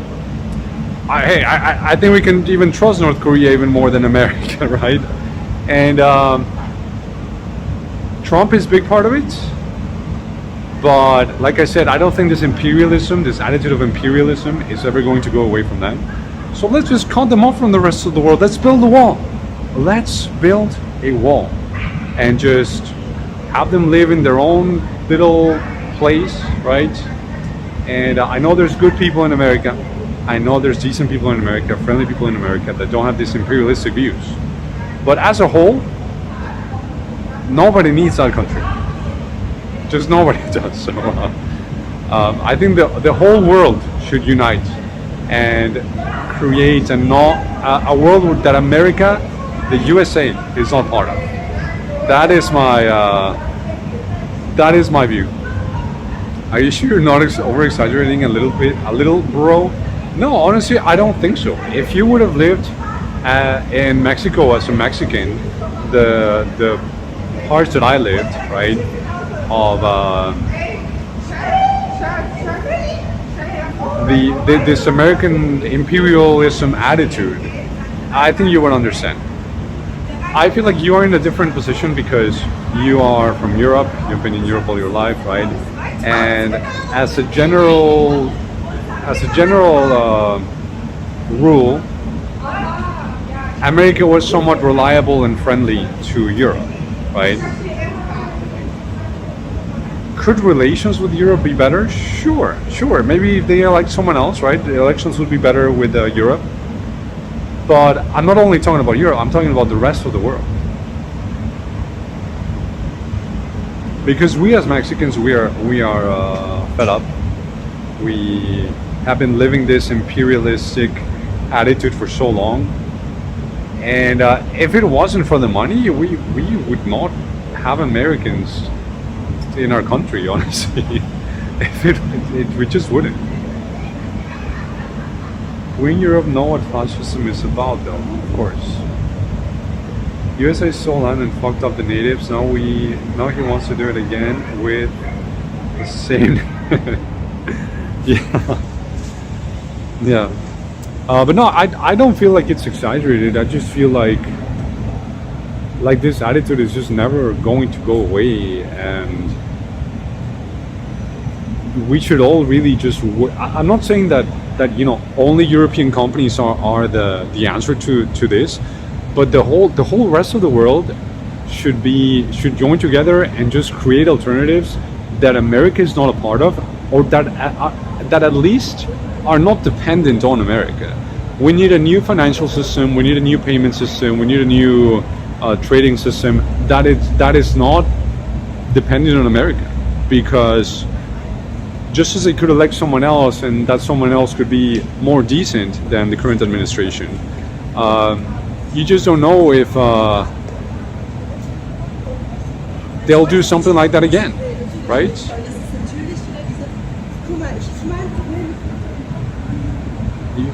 They are the same people. The issue is just Trump, not the rest. I agree, and I'm not saying that it's American people themselves that are the problem, right? But it's just like they have just proven to be the most unreliable country that there is. So let's just cut them off. That's just my view. You know what? There were similar people who had ideas like this. Leaders, presidents, they're all dead. Guess why USA took Venezuela now? If they didn't, the USD would crash. Yeah, there's a lot of reasons behind that, for sure. For sure. But here's my prediction, guys. Here's my prediction. And who knows if it's going to be true or not, but it's just like the way that I've analyzed it, and I posted this on X. So I said that they aren't really going to take Greenland, right? Because it would be such a chaos. But that the Trump administration has made it clear that America is going to be expanding its territory, whether it's Greenland or something else, and they will invade a country and then take over it. And then the rest of the world will be relieved that, well, at least it wasn't Greenland, at least it wasn't Mexico, at least it wasn't Venezuela, but who knows what it might be. That's just the way I see it, that's just the way I feel it. I don't know if it's going to be true. Don't listen to me. I'm not. It's just an opinion, okay? Yeah, I need to build so many things independently from USA, and he is helping EU unification. Yeah, he is literally segregating that country from the rest of the world, because it's not only about EU, right? Of course, we're talking about it from the EU standpoint because, well, I'm living here right now. But like I said, Mexicans are also fed up with this. We're so fed up. We just happen to have them as a neighbor. Oh, thank you so much, Jesus. Thank you. I appreciate it. Well, taking Greenland is attacking NATO, Russia, and China will help NATO. Is USA? Yeah, who knows what's gonna happen? But this whole clown act needs to end ASAP, because it's like, come on. This country is literally terrorizing half of the world as we speak, as we exist, right? And that's just not nice. That's just not nice. I don't think America will ever recover from this, the USA as a whole. I think Americans will feel alienated worldwide. If not now, then the time will come, right? I personally have zero interest of going to America. I have zero interest to have anything to do with America. Unfortunately, right now there are things that we cannot avoid, such as, if Pepsi is on sale and the other stuff is is not, then I'm probably gonna get Pepsi. Or if right now I have to keep streaming on YouTube because there's no alternative, then yeah, Yeah, or Rumble. It's certainly not for USA itself, of course. What you have said, good luck getting into America. Oh, trust me, I don't plan to. I don't plan to. I am more concerned about my own government. I hear you. I hear you. I hear you. But, you know, there's so many things that we're all dealing with worldwide. And then this clown has to come up and terrorize half of the world as if there weren't more important things to discuss or solve or anything as, you know, Greenland, right? So this terrorism regime has to stop. It just has to stop.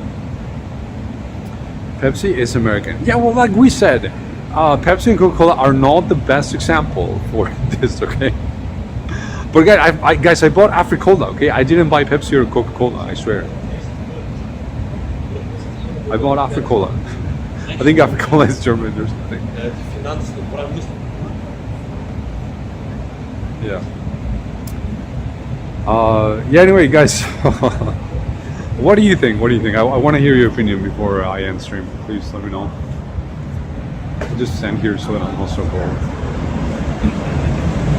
I'll just stand inside. I'll walk inside. Have we tried the Maiden app? No, what is that? What is the Maiden app?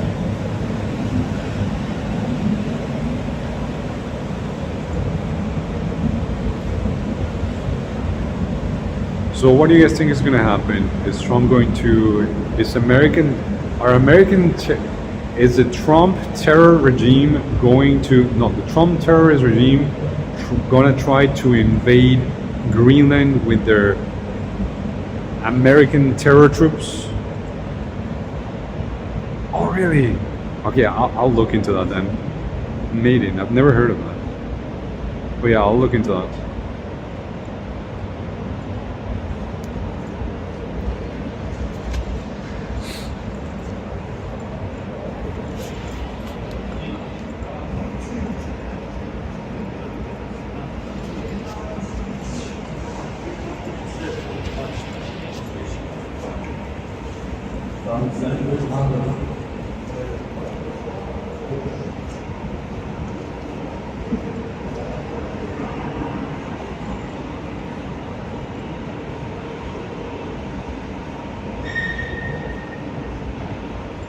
Well, I guess that would be the best solution for everyone, right? Right, Tom?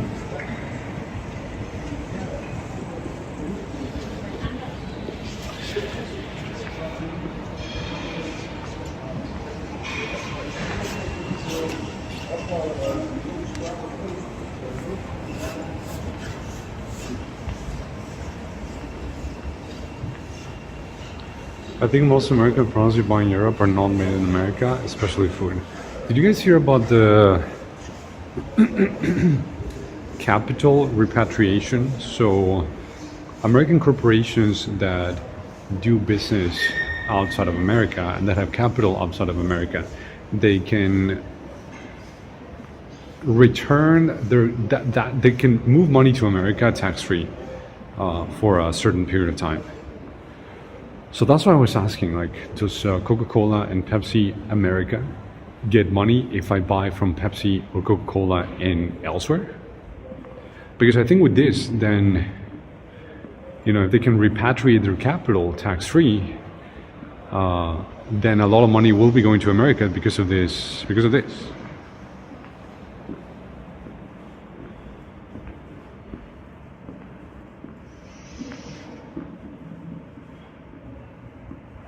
Junk food chains? No, trust me, I haven't had McDonald's in so long. I don't plan to.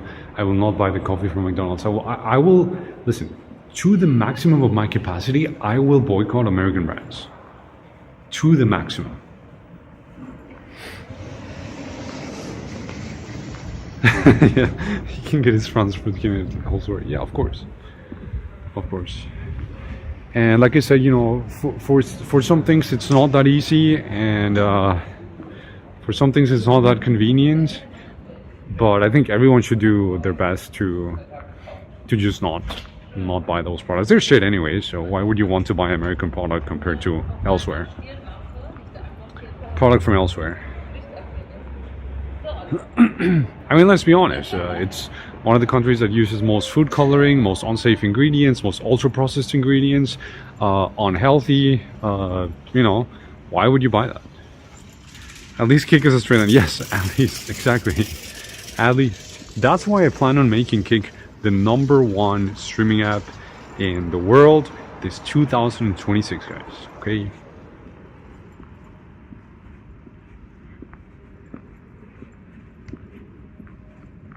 I just hope that the first KikCon is not in America. Because I'm definitely not going.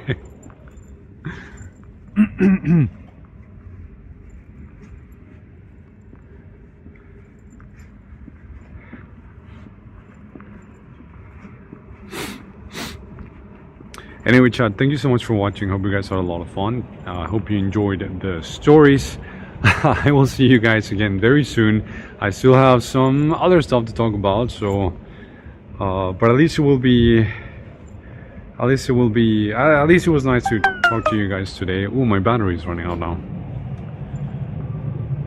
Want to try something fun? Block all American IP ranges from your home network. You will break half your internet. Yeah, I know. But hey, I found an X alternative, for example, because I want to leave X because, you know, Elon Musk, Donald Trump, Grok. There's apparently a German social network called Mastodon, which is like X, but, you know, more privacy focused and more actually connecting with people focused. No, not the blue one. Fuck Blue Sky. Blue Sky is trash. But there's Mastodon. Have you guys heard of Mastodon? Technically, every time you buy anything in Germany, you pay VAT, and that money might get used for U.S. military. In particular, since Germany has to pay for all U.S. military stuff in Germany because World War II, so you can't really buy anything anymore. Sorry, yeah, that's so true. But yeah, like I said, it's not about completely cutting off all the essential things that you need to buy, but it's just about doing your best to Mastermon. Yeah, it's Mastermon. Have you guys heard of Mastermon? I tried it yesterday. It was nice. You finally found that? Can't compare to X. No, but at least, you know, it's something and it's out there, and it can develop into something else. Honestly, what I really like about X, which is, I guess it's completely unnecessary, is that like if you see a post or something, if you see whatever post, you can just tag Grok and ask Grok like, hey, is this true? And Grok will be like, yeah, this is true, or no, this is not true. Mastermon had some traction when X Musk went crazy. Yeah, I think I'll create an account and who knows? I mean, I'll do my best. I'll just do my best. Really? So you already have an account, Pimo? What is really confusing is I think they call it Fediverse or something like that. So the Fediverse is like a social network universe that if you create an account on Mastodon, you will be part of. You'll be part of the Fediverse, but I don't understand it. I think it's weird. It's really weird. What? 8 years ago? That's crazy. Damn, look at this, guys. Taste what? Oh. Tackle your taste. Nope, this is American brand. Now I gotta go to what's a European chicken, guys? At least in Mexico we have El Pollo Loco, you know, but no, the Fediverse. Wait, no, it's yeah, I think I know how that sounds. Yeah, yeah, the double down is back. Fedi, as in Fedi or something like that, not fatty. Guys, I'm freezing now, so I gotta go now. I gotta go. My fingers are freezing, my face is freezing. The German government uses Mastodon too. Mastodon. Guys, I think the social network is dead now that he created. The Master One. Instantly dead.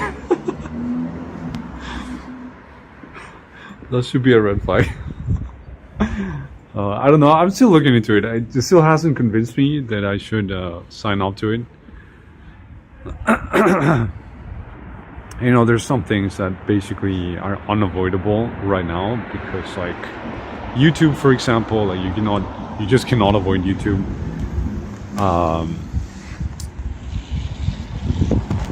Instagram, I guess, if you like it, then you sort of can't avoid it, but you can just stop using it. X Master One is definitely a alternative, but it still hasn't convinced me. And what else? Oh, who uses Facebook? I don't know who uses Facebook, honestly.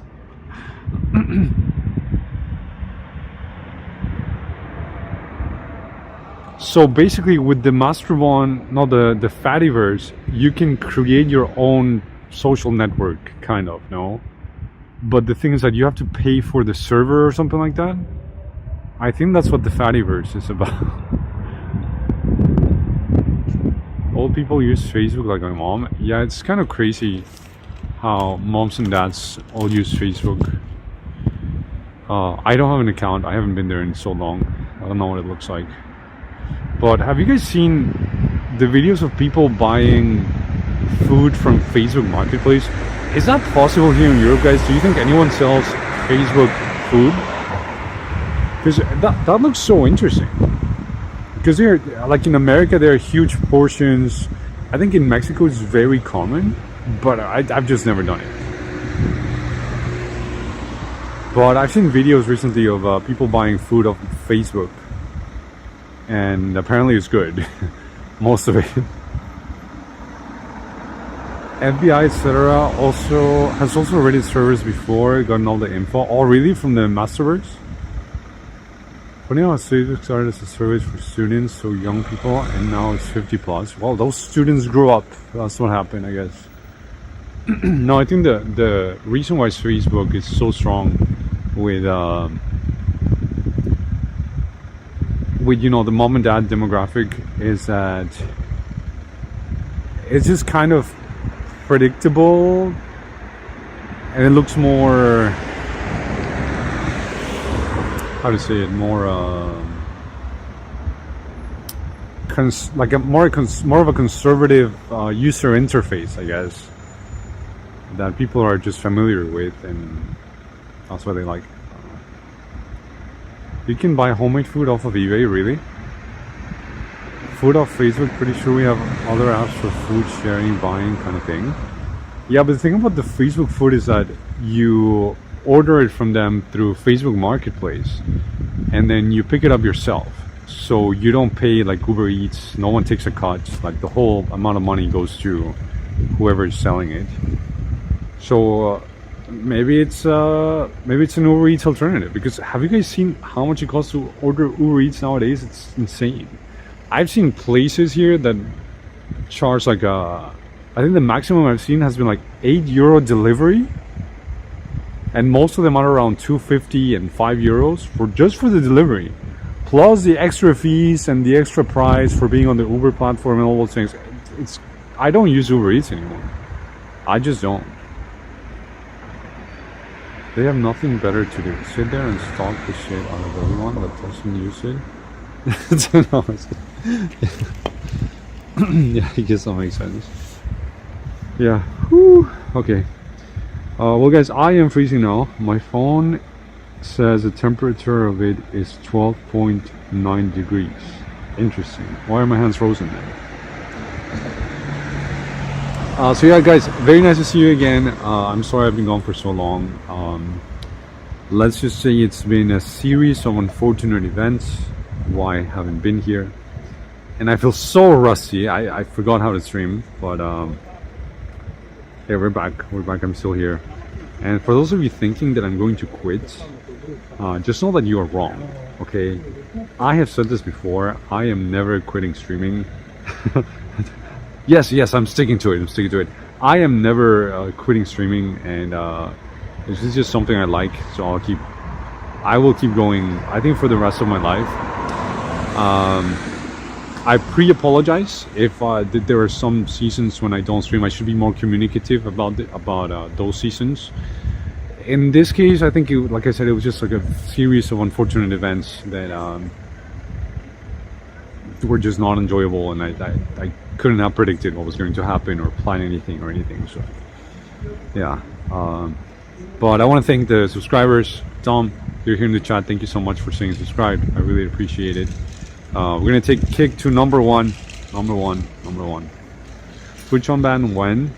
I'm still trying to solve the situation behind the scenes, and I've been communicating with other creators that have gotten unbanned after publicly trashing Twitch on different social medias.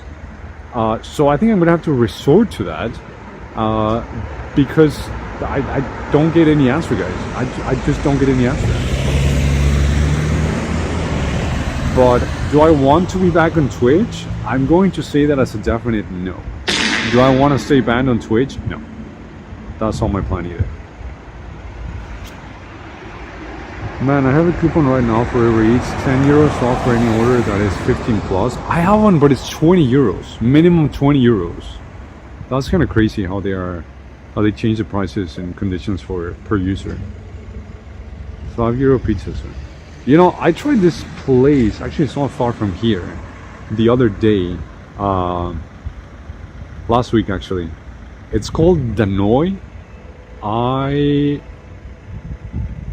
had been to it like maybe last year or something like that, and the pizza was just okay. It was nothing amazing, but then this time the pizza was so amazing, guys, and I think I only paid like 12 euros or something for huge pizza. The dough, the crust was so nice, so fluffy, so tasty. All the ingredients were like so freaking good. It made me so happy, guys. It made me so happy. I think that basically like invigorated me so much. It gave me my life back, honestly. It was so freaking good. And then I went to Barolo, and Barolo was shit.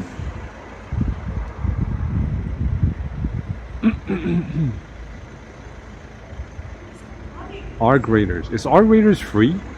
It's not, right?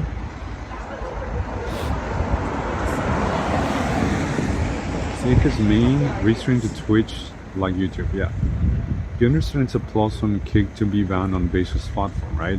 Yes, of course, but then, you know, that just limits me to not being able to collab with some people or something like that. And, you know, it's just like, it's just still so bizarre to me, because why would any creator want to damage Twitch, right? Like, if I've been on Twitch, I had been on Twitch for what, 5+ years, and my account was 10+ years old. Why would I want to damage my reputation? Why would I want to damage the platform? I've promoted the platform, I've promoted the events, I've promoted everything, and I can't get in contact with them. I can't talk to them. They just don't, they ignore me? Like, what the fuck? Have you heard that Ray Dento will... What? Seriously? So he says? Well, I don't give a fuck, honestly. He once said my personality was too strong for him, took his attention away from him. Not free, 24-year-old on key sites. Wait, what? Maybe Twitch is racist toward Mexico? Well, I'm thinking that they may have thought that my IP was compromised also. Like, I think it was also like a series of unfortunate events, right? Because I had been traveling, and then when I got banned and I did the unban request, it was from Mexico, from a Mexican IP, even though when I had first contacted him, it was from a German IP, right? And then they saw the Mexican IP and they're like, well, this doesn't make sense. So I don't know, guys. I don't know anyone. I just don't know anyone.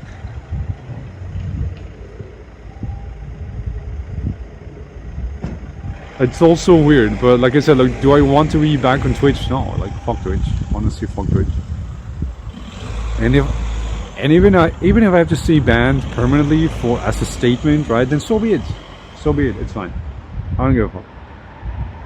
But obviously there's so many clips and videos and everything that are saved there. That's my video storage. So I don't want to lose that. There's so much history there. I have never gotten a Twitch ban. Makes no sense. You got more than one ban there.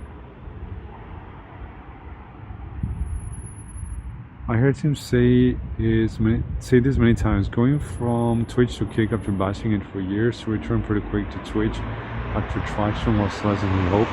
Isn't he now mainly streaming his balcony? Oh, Ray Demto? Yeah, I don't give a fuck about Ray, but yeah, pretty much. Pretty much.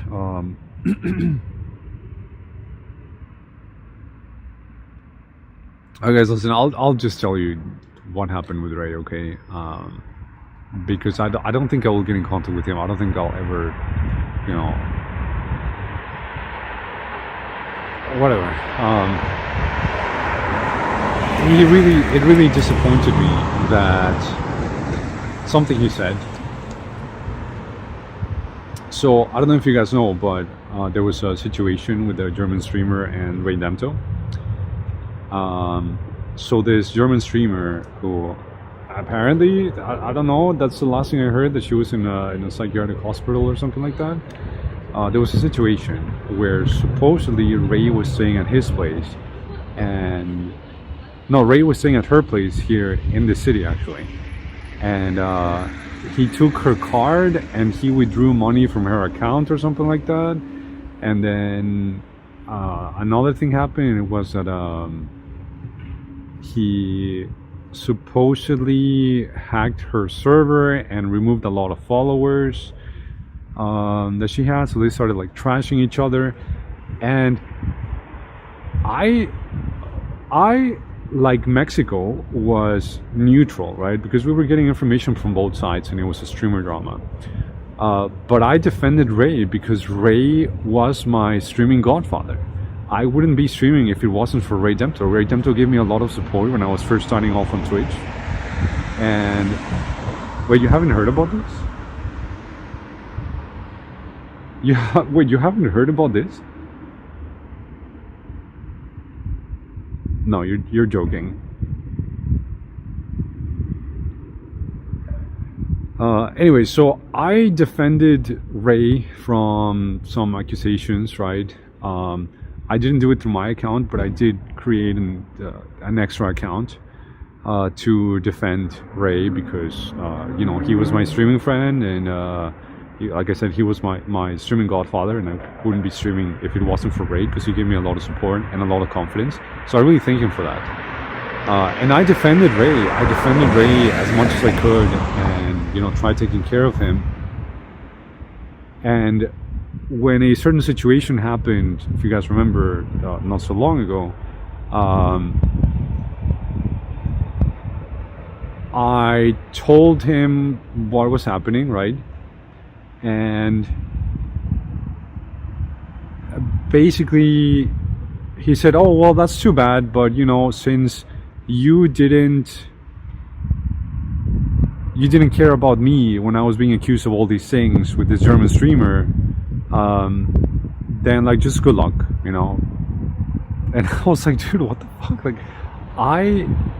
you don't understand what you mean to me as a streamer, right? Like, I appreciate you because you gave me so much support, and even if I didn't do it under my account name, right, because I was doing strong defense for him, he just never read my messages back. And I did say this. I was like, you know, like, I defended you, and it was a very tough situation, and I was never not on your side.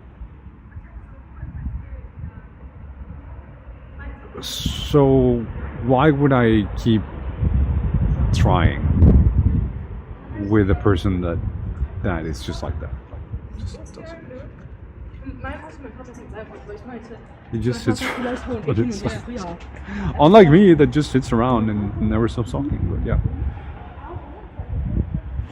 Yeah. Anyway. Yeah, I guess it's not that big of a drama, but that is what happened, and it just really let me down that he would think that I didn't care about him, and he was keeping all these things inside him, because we met several times after this drama, and I was always very friendly to him, and I always felt like this very cold attitude from him to me. And I was like, but why? I thought we were in good terms, and you know, I tried to take care of you and protect you and defend you and everything, and that's how you repay people with good intentions?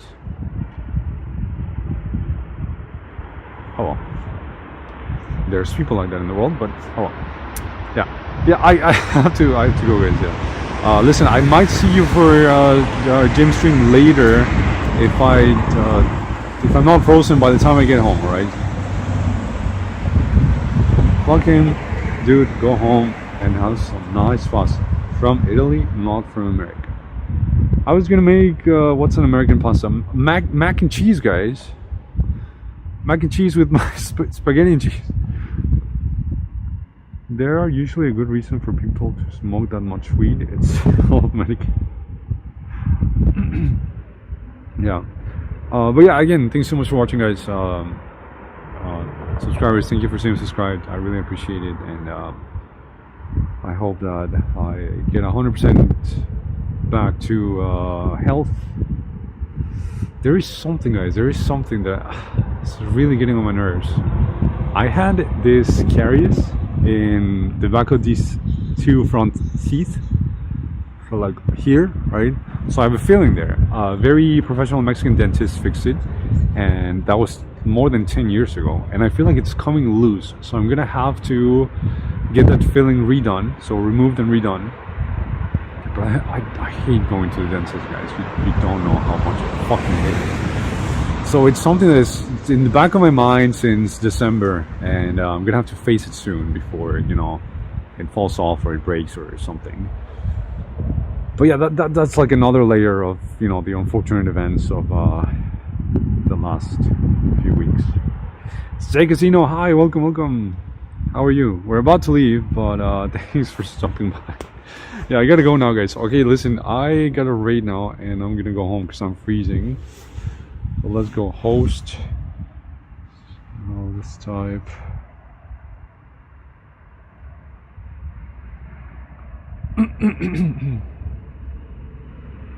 Let's go host. Asmongold, ABZ, Gary, David, Tazo, Mando, Kang Joel, Sam Tunde.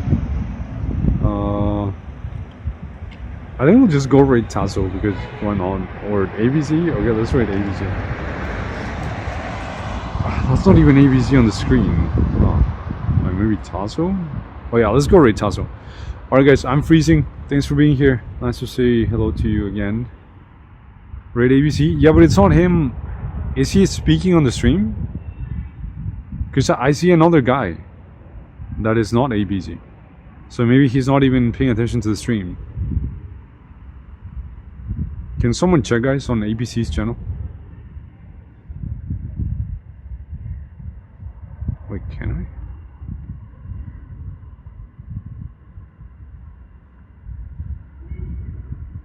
I? I think ABC gave cam to somebody else. Yeah, so yeah, I think it's not him. Alright, let's just go for Tasso. Tasso is paying attention to the camera and everything, so yeah. Alright guys, yeah, see you, bye. I'm freezing, bye.